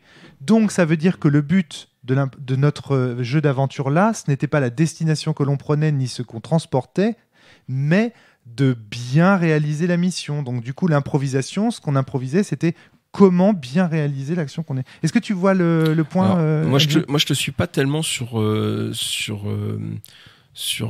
utiliser le terme improvisation pour décrire ce que font les joueurs quand ils gèrent leur personnage. Pour toi, c'est pas de l'improvisation? Pour moi, c'est pas de l'improvisation. Enfin, c'est pas de l'improvisation au sens où, alors, on pourrait dire que c'est l'improvisation au sens où, comme c'est pas scripté, ils réagissent au moment où, mais en tout cas, c'est pas le thème que tu avais en voilà, c'est pas tellement, je pense que c'est encore autre chose, c'est une autre problématique qui est liée. C'est osé, hein. Moi, je suis pas d'accord, parce qu'en fait, la première ligne que j'avais notée en préparation du podcast, c'était improvisation meneur, improvisation PJ, enfin joueur. Alors c'est improvisation joueur, mais pour moi c'était quand je parlais d'improvisation des joueurs à ce moment-là, je parlais plus de l'improvisation, non pas de ce que font les personnages, mais de la méta, c'est-à-dire des interventions méta des joueurs par rapport à l'univers. Non pas le joueur qui décrirait comment il donne un coup d'épée, mais plutôt il dirait je vais voir mon frère. Et là, le fait de dire qu'il va voir son frère, il fait rentrer un élément dans la fiction. Voilà, ce serait plus ça.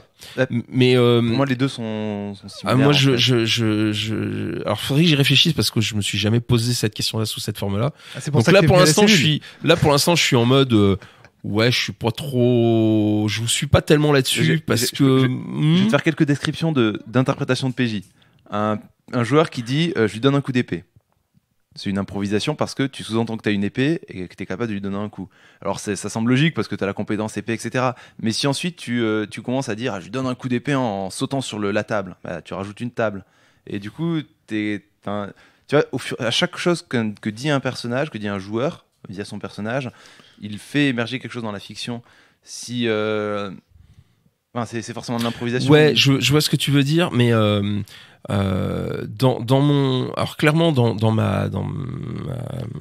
ton sandbox à toi, dans mon idée alors que je suis le premier, clairement, je suis le premier à favoriser le fait que si un joueur décrit un élément qui n'était pas sur le champ de bataille et qui est logique qu'il y soit et qu'il me le décrit, à partir de ce moment-là, l'objet y est. Si ça fait hurler personne autour de la table, c'est normal. Et puis si c'est logique, après, comme d'habitude, alors là pour le coup, c'est vraiment un truc que moi j'applique à 200%. C'est quand j'ai une proposition de la part d'un joueur sur n'importe quoi, c'est toujours oui mais. Alors c'est toujours oui ou oui mais. Oui, c'est ça. C'est jamais non. C'est-à-dire que si tu me décris la loi de la table, en avant quoi. Mais le truc en fait, c'est que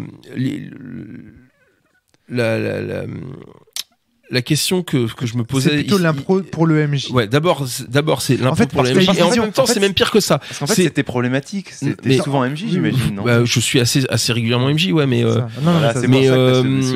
fait le problème il est là, c'est que moi je suis assez souvent MJ, je sais improviser. Je sais rebondir, je sais imaginer des trucs. Et des fois, j'ai des fulgurances, des trucs où 15 secondes avant, ça n'existait pas. Et tout d'un coup, j'ai 4 heures de jeu devant moi sur une idée à la con que je viens d'avoir. Quoi. Ta vision de l'improvisation, c'est celle qu'on a en musique, dans le jazz, dans ce genre de choses. Oui. C'est ça, ton improvisation. Mais forcément, puisque j'ai été jazzeux pendant très longtemps et j'en écoute énormément. Oh là là, le secret. Voilà, mais ce que je veux dire, c'est que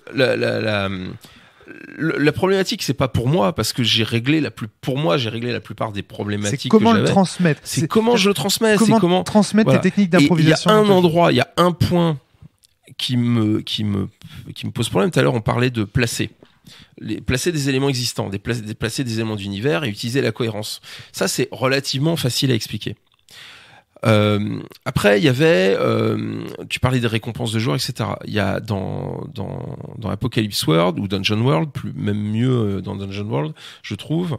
Il y a les moves du MJ en fait correspondent en réalité à une dizaine de réactions possibles de ce que tu peux faire pour vis-à-vis des joueurs.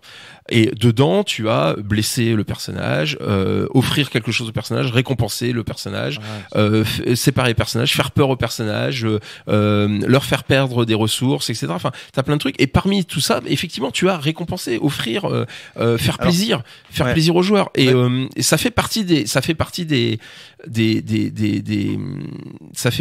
choses que tu peux mettre en œuvre pour rebondir sur ce qu'ils font sur leurs actions. D'accord. Ok, je vois ce que tu veux dire. En fait, moi, je parlais d'un sens différent de récompenser. En fait, là, ça parle de récompenser le personnage. Moi, je parlais de vraiment récompenser le joueur. Mais y compris, mais en récompensant le personnage, tu récompenses le joueur. Quand le personnage commence à draguer quelqu'un, par exemple, un personnage commence à draguer quelqu'un, etc., et que tu permets que ça soit conclu, que ça conclue, et que en même temps, ça engage éventuellement sur une relation à longue durée, une relation intime à longue durée qui est jouée autour de la table, tu sais que tu récompenses le personnage, mais en réalité, comme c'est le joueur qui a fait le truc et que tu sais que c'est à lui que tu files les endorphines, c'est pas au personnage. Alors la meilleure manière de transmettre, je pense, au sens où toi tu l'entends, ces techniques d'improvisation à quelqu'un, c'est en jouant avec lui. C'est-à-dire, en fait, je pense qu'un livre ne peut pas véritablement transmettre les techniques d'improvisation au sens où tu l'entends. Je pense que la meilleure manière du coup de transmettre ces techniques, ça reste encore de jouer avec toi, voilà, ça ne peut se transmettre que de façon organique. Tu crois pas? C'est pas un peu beauté en touche quand même. C'est pas un peu beauté en touche quand même ça. Ouais, carrément, ouais. Parce que le vrai problématique, c'est, si tu dis que, attendez les gars, si tu dis que ce qui est de l'ordre de l'improvisation, c'est tout ce qui n'est pas dans le bouquin. Je veux dire, par définition, je vois pas comment tu peux transmettre les choses. C'est le job du MJ et plus du créateur. Bah oui, oui, mais justement, la question en tant que créateur, c'est que si j'écris un jeu dont, et notamment si j'écris des scénarios pour un jeu, en me disant que je vais les écrire comme je les écris pour moi et comme je les utilise, parce que c'est quand même comme ça que je suis le plus à l'aise pour les écrire et être capable de les développer, alors que écrire 30 000 signes d'un truc super écrit, j'y arrive pas, ça me prend la tête et ça me convient pas parce que de toute façon je l'utiliserai pas. Je suis obligé d'inclure à un moment quelconque du bouquin de scénario un chapitre sur comment utiliser les scénarios. Donc comment improviser. Donc une partie effectivement tient sur des conseils qui sont très factuels. Ouais. Et il y a cette partie de l'esprit, le rebondi, le moment où comment utiliser des idées qui étaient pas là un instant avant, ou comment faire naître ces idées qui étaient pas là un instant avant et qui tout d'un coup font sens, font une étincelle. Et ce moment de grâce. Regarde la manière dont on parle, c'est ce que je te dis. Si t'es venu nous parler de la magie, par définition, la magie, ça se transmet pas par des mots, tu vois, c'est des instants, ça dépend aussi du charisme de la personne qui est en face de toi, de la manière dont elle te le dit, de ce que tu ressens pour elle au moment où elle te le dit. Ça se transmet même pas par la partie, parce que tu disais, il faut le montrer, etc. Mais tout ce que tu vas montrer, c'est une partie donnée. Et la partie suivante sera différente, et le moment de grâce sera différent, et la personne qui essaiera d'imiter ce qu'il a vu à la partie précédente, il va juste obtenir. Sauf que l'idée, c'est pas d'imiter, l'idée c'est mais... Enfin, ce que je veux dire, c'est qu'à un moment donné, je sais pas s'il pourrait y avoir Comment ça, l'idée, c'est pas d'imiter? On est tous des imitateurs de gens qu'on a aimés. Non, mais ce que je veux dire, c'est si on prend par exemple si on pourrait prendre un parallèle avec la musique, quand tu apprends un instrument, pendant longtemps tu apprends la technique, etc. Et puis à un moment donné, la technique tu l'as à peu près dans les doigts. Bon, il y a encore des choses à bosser, et tu commences à rentrer dans les partitions et tu commences à rentrer dans l'interprétation. Ouais. Et tu te rends compte qu'il y a des finesses, des subtilités que t'imaginais même pas jusqu'à ce que ton prof te dise, bah ouais, tu vois, là tu peux faire comme ci, et tu fais putain, et voilà. Et du coup, tu te mets à jouer non pas la partition de Mozart, mais à essayer de jouer du Mozart. Et tu te rends compte que en même temps, quand t'écoutes ta prof jouer du Mozart, elle joue du Mozart. Et quand t'écoutes un vrai virtuose qui est passé, etc., il joue encore mieux du Mozart, tu vois. Mais tu vois comment est-ce que c'est dans les livres, ça? Ce que tu es en train de décrire là, voilà, c'est ça. On peut pas apprendre à être Mozart dans les livres, c'est pas possible. C'est l'expérience, c'est le travail, c'est l'expérience du travail. N'empêche que la comparaison avec d'autres personnes qui. Oui, mais en même temps, quand tu prends ton cours de musique, que ta prof t'explique que il faut faire comme si, c'est extrêmement technique et c'est extrêmement factuel. Et ça fonctionne. Parce que si tu fais comme elle te dit de faire, si tu souffles comme elle te dit de faire, si tu mets tes doigts comme elle te dit de faire, t'as le son qu'il faut avoir, alors que jusqu'à présent, t'avais pas le son. On disait hier avec Natacha, tu feras de la musique, mais tu ne seras jamais musicien. Alors du coup, ça peut dire, Romaric, que tu fais quand même une hiérarchie dans les MJ. Oui, il peut y avoir donc des bons MJ. Non, pas du tout. C'est pour les jeux que fait Grumpf, oui. Non, mais on est en train de parler au Grumpf, là. On n'est pas en train de parler d'autres types de jeux. On est en train de parler de Grumpf. Là, on parle pas de bon ou de mauvais MJ, là. On ne sait pas de ça dont on est en train de parler. On est en train de parler de bons ou de mauvais maîtres de jeu pour les jeux de Grumpf. Donc là, on a contextualisé le truc, donc on peut en parler. Par exemple, je vous invite à lire les jeux que produit John Doe. Souvent, avec Frédéric, on dit de façon ironique des jeux de John Doe, et je vous avais posé la question quand j'avais interviewé, je crois que c'était Manu et le gars que j'avais interrogé, et je leur avais dit, mais on critique souvent les jeux de John Doe en disant il n'y a que le MJ qui s'amuse. Et je veux dire, si vous lisez les jeux de John Doe, vous voyez que le MJ focalise toute la partie, il focalise toute l'attention. Si j'ose dire, c'est lui qui est le point de mire de tous les regards, et toutes les techniques, et tout l'univers, et toutes les difficultés portent sur le MJ. C'est-à-dire le MJ est vraiment chef d'orchestre de ses joueurs, etc. Dans ce style de jeu-là, on peut donner des conseils. Et moi, je dis que dans les styles de jeu que produit le Grumpf, oui, il y a forcément des bons et des mauvais MJ. Le MJ, par exemple, dans un jeu de Grumpf qui n'est pas capable d'improviser, eh ben, il est mort. Il est mort parce qu'on lui demande de faire un setting et 30 secondes après, on lui demande de faire... Mais c'est ce qu'on a vécu avec Sur les Frontières quand on l'a testé avec Adrien. C'est-à-dire qu'il doit faire un setting en 30 minutes avec ses joueurs et ensuite, bam, 2 secondes après, il est obligé d'improviser une problématique avec ce setting et de partir direct. Donc ça veut dire que oui, celui-là, il faut qu'il ait des talents d'improvisation. Mais oui, alors justement, toute la question de ton la MJ, discussion, tu fais peser sur ton MJ des contraintes extrêmement fortes, et donc oui, alors dans ce cadre-là, il faut que le MJ ait du talent. Il y a deux éléments de réponse à ça. C'est que, petit 1, l'un des principes des jeux des jeux d'aventure tels que je les maîtrise, etc., c'est que oui, en tant qu'MJ, je porte beaucoup de choses. Oh oui. Mais l'objectif de la maîtrise, c'est aussi de permettre aux joueurs de s'éclater et de s'éclater en amenant des éléments. C'est un troll. Quand je dis tout, il n'y a que le MJ qui s'amuse, c'est un troll. C'est s'éclater au sens où, à chaque fois qu'ils ont une envie, qu'ils ont une idée, qu'ils prennent une direction, il n'y a jamais de mur invisible. Ouais, c'est ça le principe. Non, mais bien sûr. La liberté. Et du coup, en réalité, les joueurs sont en permanence sollicités parce que s'ils ne bougent pas, il ne se passe rien. Mais en fait, les personnages, les joueurs ont la liberté de leur personnage, donc ils vont improviser autour de leur personnage. La problématique, en fait, ce que dit Romaric, qui est le MJ et le point d'orgue, c'est qu'en fait, tout ce que vont faire ces personnages-là, vu qu'ils peuvent tous faire ce qu'ils veulent, le MJ doit tout s'accaparer pour tout rendre cohérent et pour répondre à tout. C'est chaud. Et donc le MJ est le miroir qui doit réfléchir la lumière de tous les joueurs. Ça c'est pour ça que c'est une grosse tâche. Et puis un truc aussi. Il y a beaucoup de joueurs, alors c'est pas forcément le cas de tous les joueurs, il y a des joueurs qui aiment prendre beaucoup plus de pouvoir, etc. On est dans la question du curseur, etc. Mais il y a des joueurs qui n'envisagent pas de jouer autrement que sous cette forme-là. Oui. Qui sont extrêmement contents d'avoir, qui sont extrêmement contents d'avoir cette liberté de faire exactement ce que leur personnage veut faire. Heureusement qu'il y a des joueurs qui kiffent tes jeux, sinon tu serais pauvre.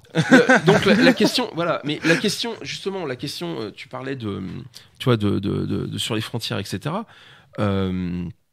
La question sur des jeux comme ça, et c'est le Nanochrome, c'est un peu pareil, puisque on crée le monde, puis pendant que les personnages les joueurs créent leur personnage, le MJ écrit son scénario ou sa campagne derrière. C'est à mon sens, c'est des techniques. C'est pas juste la grâce du MJ qui est bon.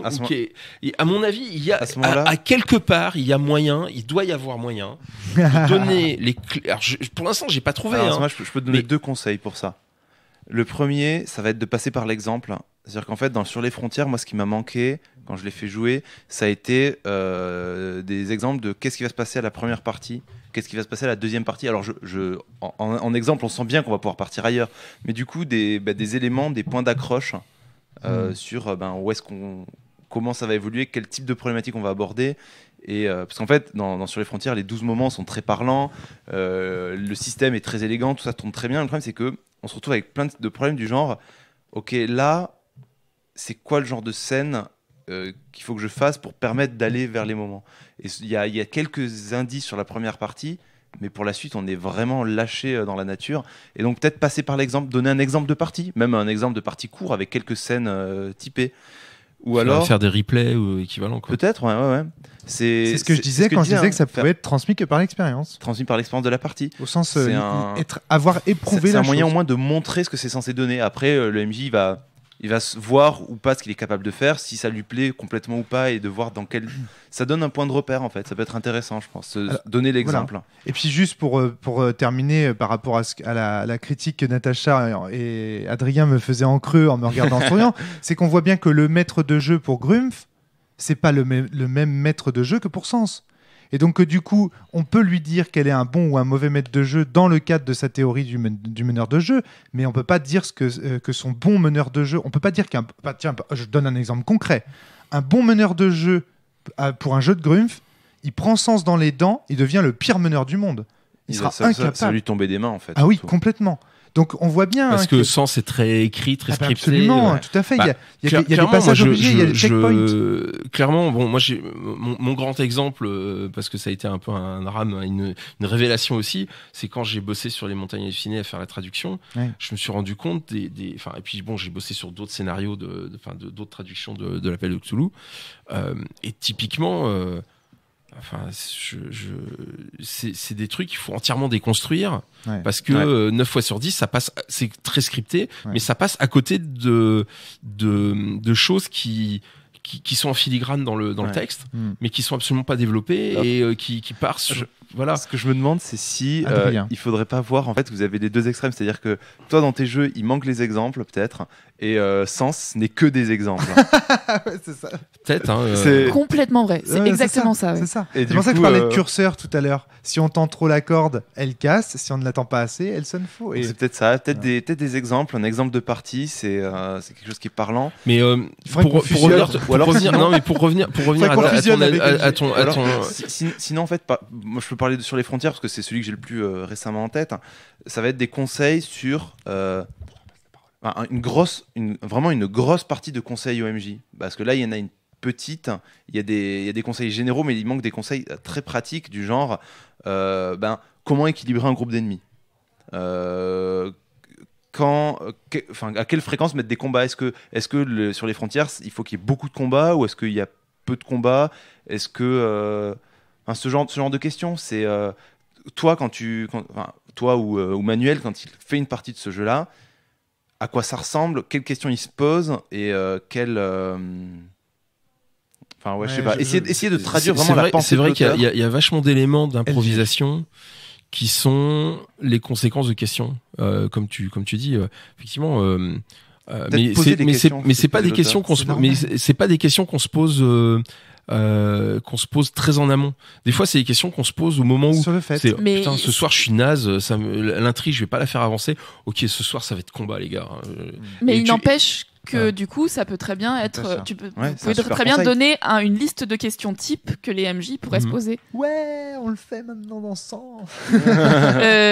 Non, mais voilà, parce que en fait, ça me fait penser à la manière dont je demande à mes élèves de relire leur copie. Je leur donne une question type sur ce qu'ils doivent se poser, ou même d'ailleurs la manière dont ils doivent aborder un texte. Et je leur donne une liste de questions type que moi je me pose presque naturellement quand j'aborde un texte, en fait. C'est ce que j'explique dans le Maelstrom. Si tu demandes à tes joueurs que faites-vous, tu impliques une dynamique d'action. Tu leur demandes d'agir. Si tu leur demandes que pensez-vous, là c'est différent. Et si tu leur demandes comment allez-vous tourner cet adversaire en ami ou en allié, tu les mets encore dans une dynamique politique, une autre dynamique. C'était l'exemple que prenait Brand aux rencontres universitaires où effectivement il décrit voilà votre personnage, vous êtes dans un grand loft condo, il fait nuit, tout d'un coup vous voyez un mec traverser votre appartement et passer au travers du mur.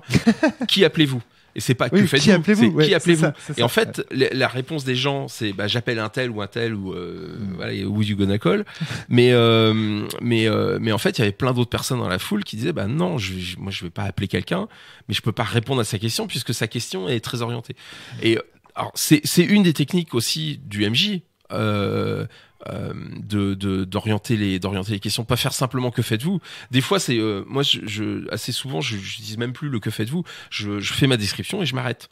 Alors certains joueurs qui sont pas habitués attendent la question, mais la plupart du temps mes joueurs étant habitués, je m'arrête simplement de parler, je ne pose pas de questions et ni que faites-vous ni qu'appelez-vous ni que pensez-vous, et je laisse très ouvert la chose, quoi. Natacha. En fait, je pense qu'il faut faire du coup si vraiment on donne des exemples de questions dans les bases, il faut faire du coup 2 types de questions. Les questions que le MJ va se poser lui intérieurement, qu'est-ce que je vais décrire, qui est présent, voilà, etc. Préparation du scénario, ce qu'on appelle le scénario. Mais oui, ou alors des questions presque à apprendre par cœur pour justement pouvoir improviser sans avoir eu à préparer. J'allais venir là-dessus.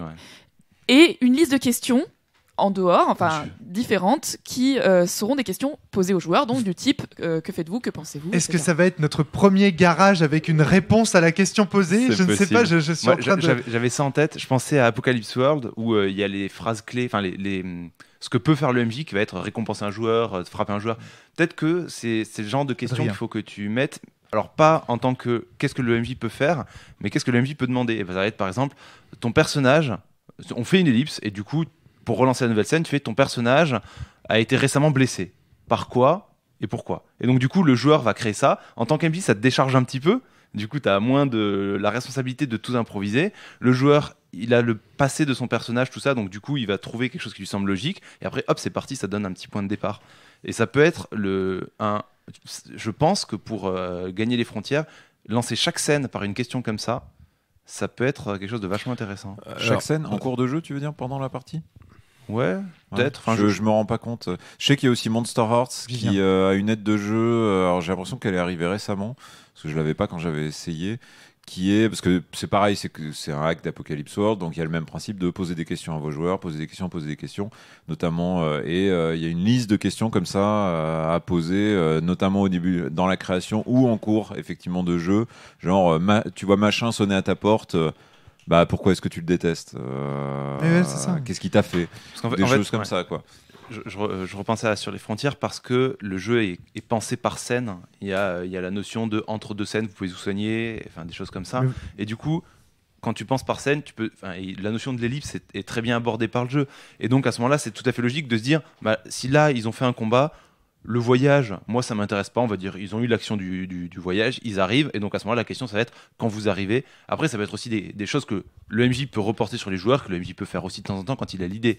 Mais le fait que le MJ se mette la pression systématiquement, c'est vrai que s'il peut de temps en temps donner le point d'entrée aux joueurs, ça peut être un moyen de partager tout ça sans avoir la méga pression de tout rendre cohérent. Emmanuel. C'est pas un peu paradoxal votre histoire de questions là, parce qu'on a quand même passé un bon moment à dire qu'il fallait pas tout scripter, et là vous êtes en train de me dire oui, mais avec une question en particulier. Les questions se scriptent, mais pas les réponses. Non.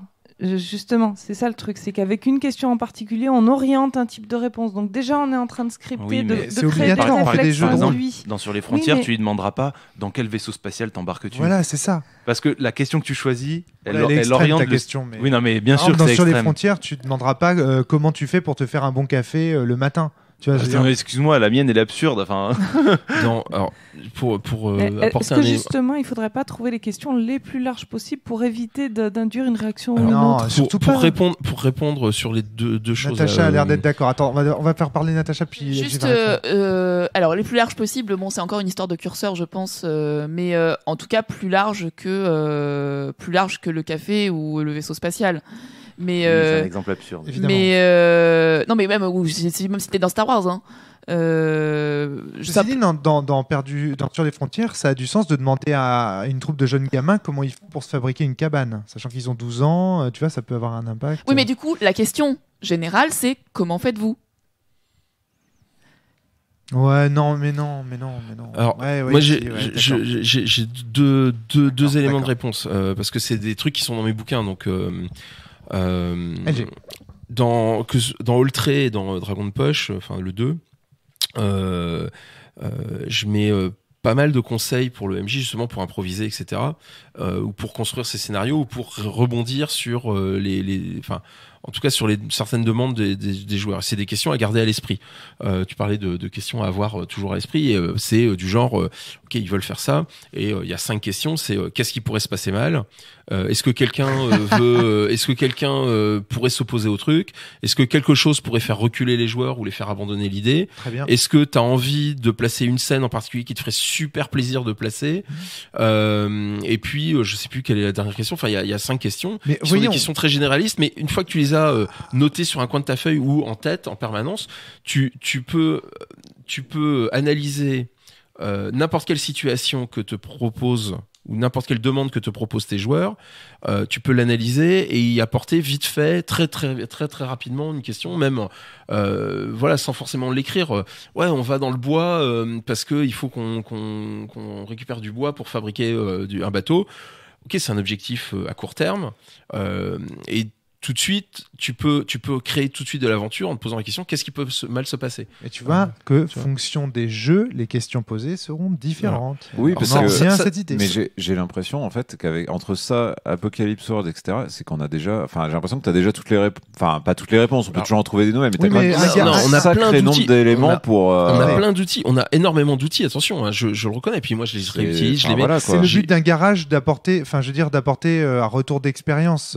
Oui, bien sûr. Non, mais dans Dragon de Poche, le chapitre sur le sandbox, comment mener un sandbox, comment improviser, c'est 10 ou 20 pages. Enfin, il y a plein de conseils, plein d'approches sur les objectifs, les réponses à court terme, les réponses à long terme, placer des choses, etc.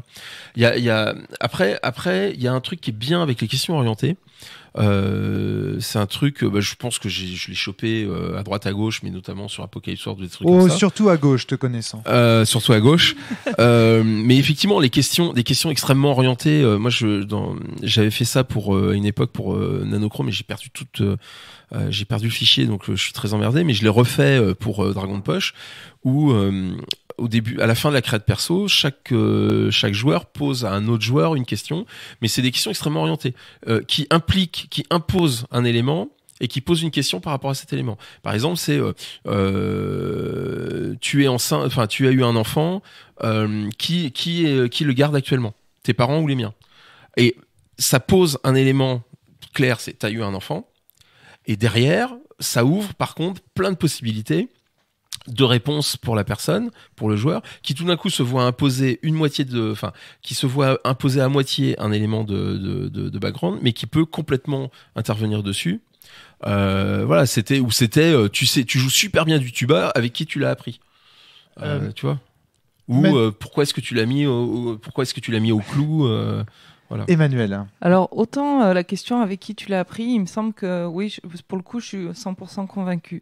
Autant avec une question comme quel parent ou un truc tout con, comme l'exemple que tu as pris en disant comment vous construisez une cabane, parce que c'est compliqué, j'ai l'impression qu'on n'ouvre pas de l'impro, mais qu'on pose on pose un nœud, on pose un obstacle. Et problématique, ça. Alors, clairement, je pense que là, pour le coup, par rapport à l'improvisation du joueur, je crois que je viens de mettre le doigt du pourquoi est-ce que la proposition ludiste me fait violemment. Parce que ces propositions ne t'intéressent pas. Parce que c'est une proposition qui pose un obstacle et qui n'ouvre pas l'improvisation. Par contre, effectivement, qui t'a appris à jouer du tuba, là, pour le coup, ça ouvre à une vraie création, quoi. C'est pas vrai ce que tu dis, Emmanuel. C'est juste que les thématiques et les propositions faites par le ludisme ne t'intéressent pas, parce que tu prends par exemple une partie d'échecs en termes de propositions, c'est-à-dire en termes de qu'est-ce qu'il est possible de faire, ce qu'on appelle le positionnement, ou ce que aussi Globo appelle le player agency, ce que nous on appelle ici le positionnement, c'est énorme. Une partie ludiste, elle est énorme en termes de positionnement, parce que si tu fais A, après de A, tu vas pouvoir faire A, B, C, D, etc. Alors que si tu fais B, ça va faire B, A, B, C, B, D, B, etc. Enfin, oui, t'as un positionnement qui est énorme. L'obstacle est figé, parce que sur ta partie d'échec, tu vas faire A, B, C, parce que tu as vu qu'à un moment, il y avait un creux en face, et que c'était ça que tu voulais aller taper. Pas forcément, joue à Monostatos. C'est un jeu ludiste, et pour autant, t'as une ouverture énorme sur les possibilités. Je suis désolé, mais... Pour moi, une question fermée, en fait, permet d'ouvrir énormément de choses. En fait, parce que quand tu poses... quand tu poses une question ouverte, très ouverte, le joueur va être perdu. Si tu dis, par exemple sur les cartes de patrouille à Oltré, s'il y a juste marqué détour, les joueurs, détour, bon. Détour, c'était si tu mets détour et puis que tu mets éboulement, rivière en crue, machin, etc. Et tu mets des mots clés derrière, tout d'un coup, hop, ça oriente. Si tu mets en plus des éléments d'ambiance ou de lumière ou etc. C'est à la fois plus fermé, mais en réalité, ça ouvre beaucoup plus parce que ça contraint l'imagination. Donc ça lui donne une patate. On revient à cette idée que c'est. Pour moi, la contrainte libère. Je suis complètement d'accord avec cette idée-là. Et du coup, à Emmanuel, ça rejoint la poésie en fait. En poésie, les contraintes sont libératrices. Et d'ailleurs, c'est assez le cas dans tous les arts, en danse, en musique, voilà. Donc du coup, ça veut dire que même en jeu de rôle. C'est pas que la contrainte libère, mais la contrainte t'offre de nouvelles libertés. C'est pas tellement qu'elle libère, mais elle t'offre de nouvelles libertés. La contrainte. Je la paye pas uniquement au jeu de rôle, mais. Voilà. D'accord. Mais oui, il y a aussi un intérêt aux questions très entre guillemets fermées. C'est que le MJ, quand il pose une question de ce type-là, d'une part, il peut en profiter pour placer des éléments de son scénario ou des éléments d'ambiance. Et puis, il donne une impulsion. C'est-à-dire, il donne une impulsion au joueur qui ne va absolument pas empêcher le joueur de faire ce qu'il veut, y compris de réfuter la chose. Parce que, par exemple, si je te dis, voilà, t'as eu un enfant qui le garde aujourd'hui, tu peux très bien me répondre, bah ouais, mais tu te rappelles pas que en fait, il est mort à 1 an de la rougeole et que bah non, personne le garde parce que il est dans une tombe. Tu peux répondre comme ça. Et en fait, il y a absolument aucune contrainte. Par contre, ça va quand même poser une orientation. C'est-à-dire qu'à un moment donné, tu as quand même pris la décision ou l'accident d'avoir un gamin, etc. On a bien compris, hein, ça, LG, t'inquiète. Voilà. Mais tout ce qu'elle dit, c'est qu'elle préfère quand la corde sonne faux plutôt que lorsqu'elle est trop tendue. C'est-à-dire qu'on est toujours dans une position de... Mais non, mais c'est ça, Emmanuel. C'est-à-dire qu'on est toujours dans une position de curseur. Après, ça, j'ai envie de dire, libre à chaque auditeur, à chaque créateur qui écoute ce garage, de placer les curseurs là où il veut. On a bien compris. Hein. Enfin, toute la question est de savoir quel MJ joue du gaffophone. Alors. Je me pose, moi, par contre, juste une question par rapport à ce type de question, notamment ce que tu disais sur le tuba ou plus grave, enfin, pas plus grave, non, plus... important encore l'enfant, on part du principe que le joueur t'a jamais dit qu'il avait un enfant ou enfin que son personnage avait un enfant ou que son personnage jouait du tuba. Ces questions-là précisément, c'est des questions qui sont posées à la toute fin de la créa de perso quand t'as décidé que tu jouais un chevalier qui avait telle et telle capacité et qui a tant de points de vie et que t'as juste placé grosso modo qu'il a un nom, qu'il a un peuple. C'est une façon de provoquer un peu et tu provoques en fait l'idée c'est de provoquer des liens à l'intérieur du groupe et de provoquer des surprises, des chocs de surprises. On se souvient dans ton cyberpunk de ce phénomène de cartes où on avait les cartes qui se mélangeaient ou d'un coup je voulais juste sur ce type de questions, j'ai juste un peu peur. J'avais déjà entendu Brand les formuler un petit peu du même type et j'ai juste un peu peur que comme elles sont formulées, quand j'entends Brand. Ok. Comme elles sont formulées, moi on me balance ça d'emblée, j'aurais tendance spontanément à ne pas savoir qu'il est possible de dire non ou en tout cas comme tu dis la rougeole en fait il est mort, enfin un truc comme ça. Et donc faut juste pour dire qu'il faut faire un petit peu attention à bien le préciser qu'on peut on a le droit de dire j'ai pas envie d'avoir un enfant, écoute, parce que sinon le joueur risque de dire oui et de se retrouver avec un truc qu'il a pas envie de jouer pendant ensuite plein de scénarios. Il est alors je crois même que je le mets dans le bouquin, mais il est évident que tu peux réfuter, tu as le droit de dire non parce que ça correspond à ton personnage. C'est pas tu as le droit de refuser de répondre à une question de la même manière que dans Oltré, les joueurs qui n'ont pas envie de tirer de cartes, et il y en a qui détestent tirer la carte parce que ils aiment pas improviser, justement ils aiment pas faire du méta jeu. Pour moi c'est pas évident que t'as le droit de dire non ils ont le droit, ils ont un enfant quoi. C'est juste ça. Oui. Tu vois, pour moi d'emblée la possibilité de dire non n'est pas incluse dans la question telle qu'elle est. Au cours d'une partie de jeu de rôle, toutes les propositions peuvent être validées ou réfutées. Mais normalement, alors on parlait justement de rendre les choses moins implicites et plus d'une manière générale, il est explicite que non, tu n'as pas le droit de refuser, et il est implicite que oui, tu as le droit de refuser. Enfin, comment je pourrais dire ? C'est-à-dire que par principe, non, tu dois répondre à la question, puisque c'est le principe de la question de poser quelque chose, de poser un truc fort. Non, tu brusques pas, quoi. Voilà, de brusquer le truc, de secouer, voilà. Et c'est le principe. Et en même temps, le droit du joueur est toujours d'avoir un safe word et de dire non, tu m'emmerdes avec ça. On est d'accord. J'ai juste un peu peur que formulé comme ça, des fois, les gens se sentent obligés un petit peu ou encouragés ou qu'il y ait une forme de pression un peu, voilà. Bien sûr qu'on met la pression, mais encore une fois, c'est une pression. Qu'ils le regrettent ensuite. C'est une pression autour d'une table entre deux gens qui se connaissent et qui ont le droit de se dire non parce que voilà quoi. Bien sûr, non mais on est d'accord. Les gars, on vous a compris. Emmanuel. En fait, je pense que du coup, vous êtes hyper progressiste. Et si moi, j'ai claqué la porte d'un certain nombre de tables de jeux de rôle, c'est parce qu'il y a encore trop de joueurs qui n'ont pas compris qu'ils avaient cette liberté-là et que du coup, ça crée des parties hyper stéréotypées. Là, c'est le coup de gueule de Manu. Non, mais voilà, c'est ça. MJ, c'est ça. Je pense qu'il est là mon problème, effectivement. C'est pas un problème avec le ludiste en lui-même. C'est un problème avec les joueurs qui n'ont pas compris que même dans le ludiste, il y avait le droit de dire merde, je veux pas d'enfant, mon enfant il a crevé. Ou alors mon enfant. J'en ai jamais eu, hein, parce que. Ou j'en ai jamais eu. Ça voilà, quand même c'est ça. un type de jeu. Je t'arrête tout de suite. Dans le ludisme, il y a aussi des règles. Je veux dire, il y a un moment donné, tu peux pas dire non, j'ai pas envie que le roi blanc il commence. Enfin, j'ai pas envie que ma reine blanche elle commence sur case blanche à côté de mon roi blanc. Non, elle commencera au milieu de l'échiquier et tout. Il y a un moment donné, c'est des règles du jeu. Je veux dire. D'accord.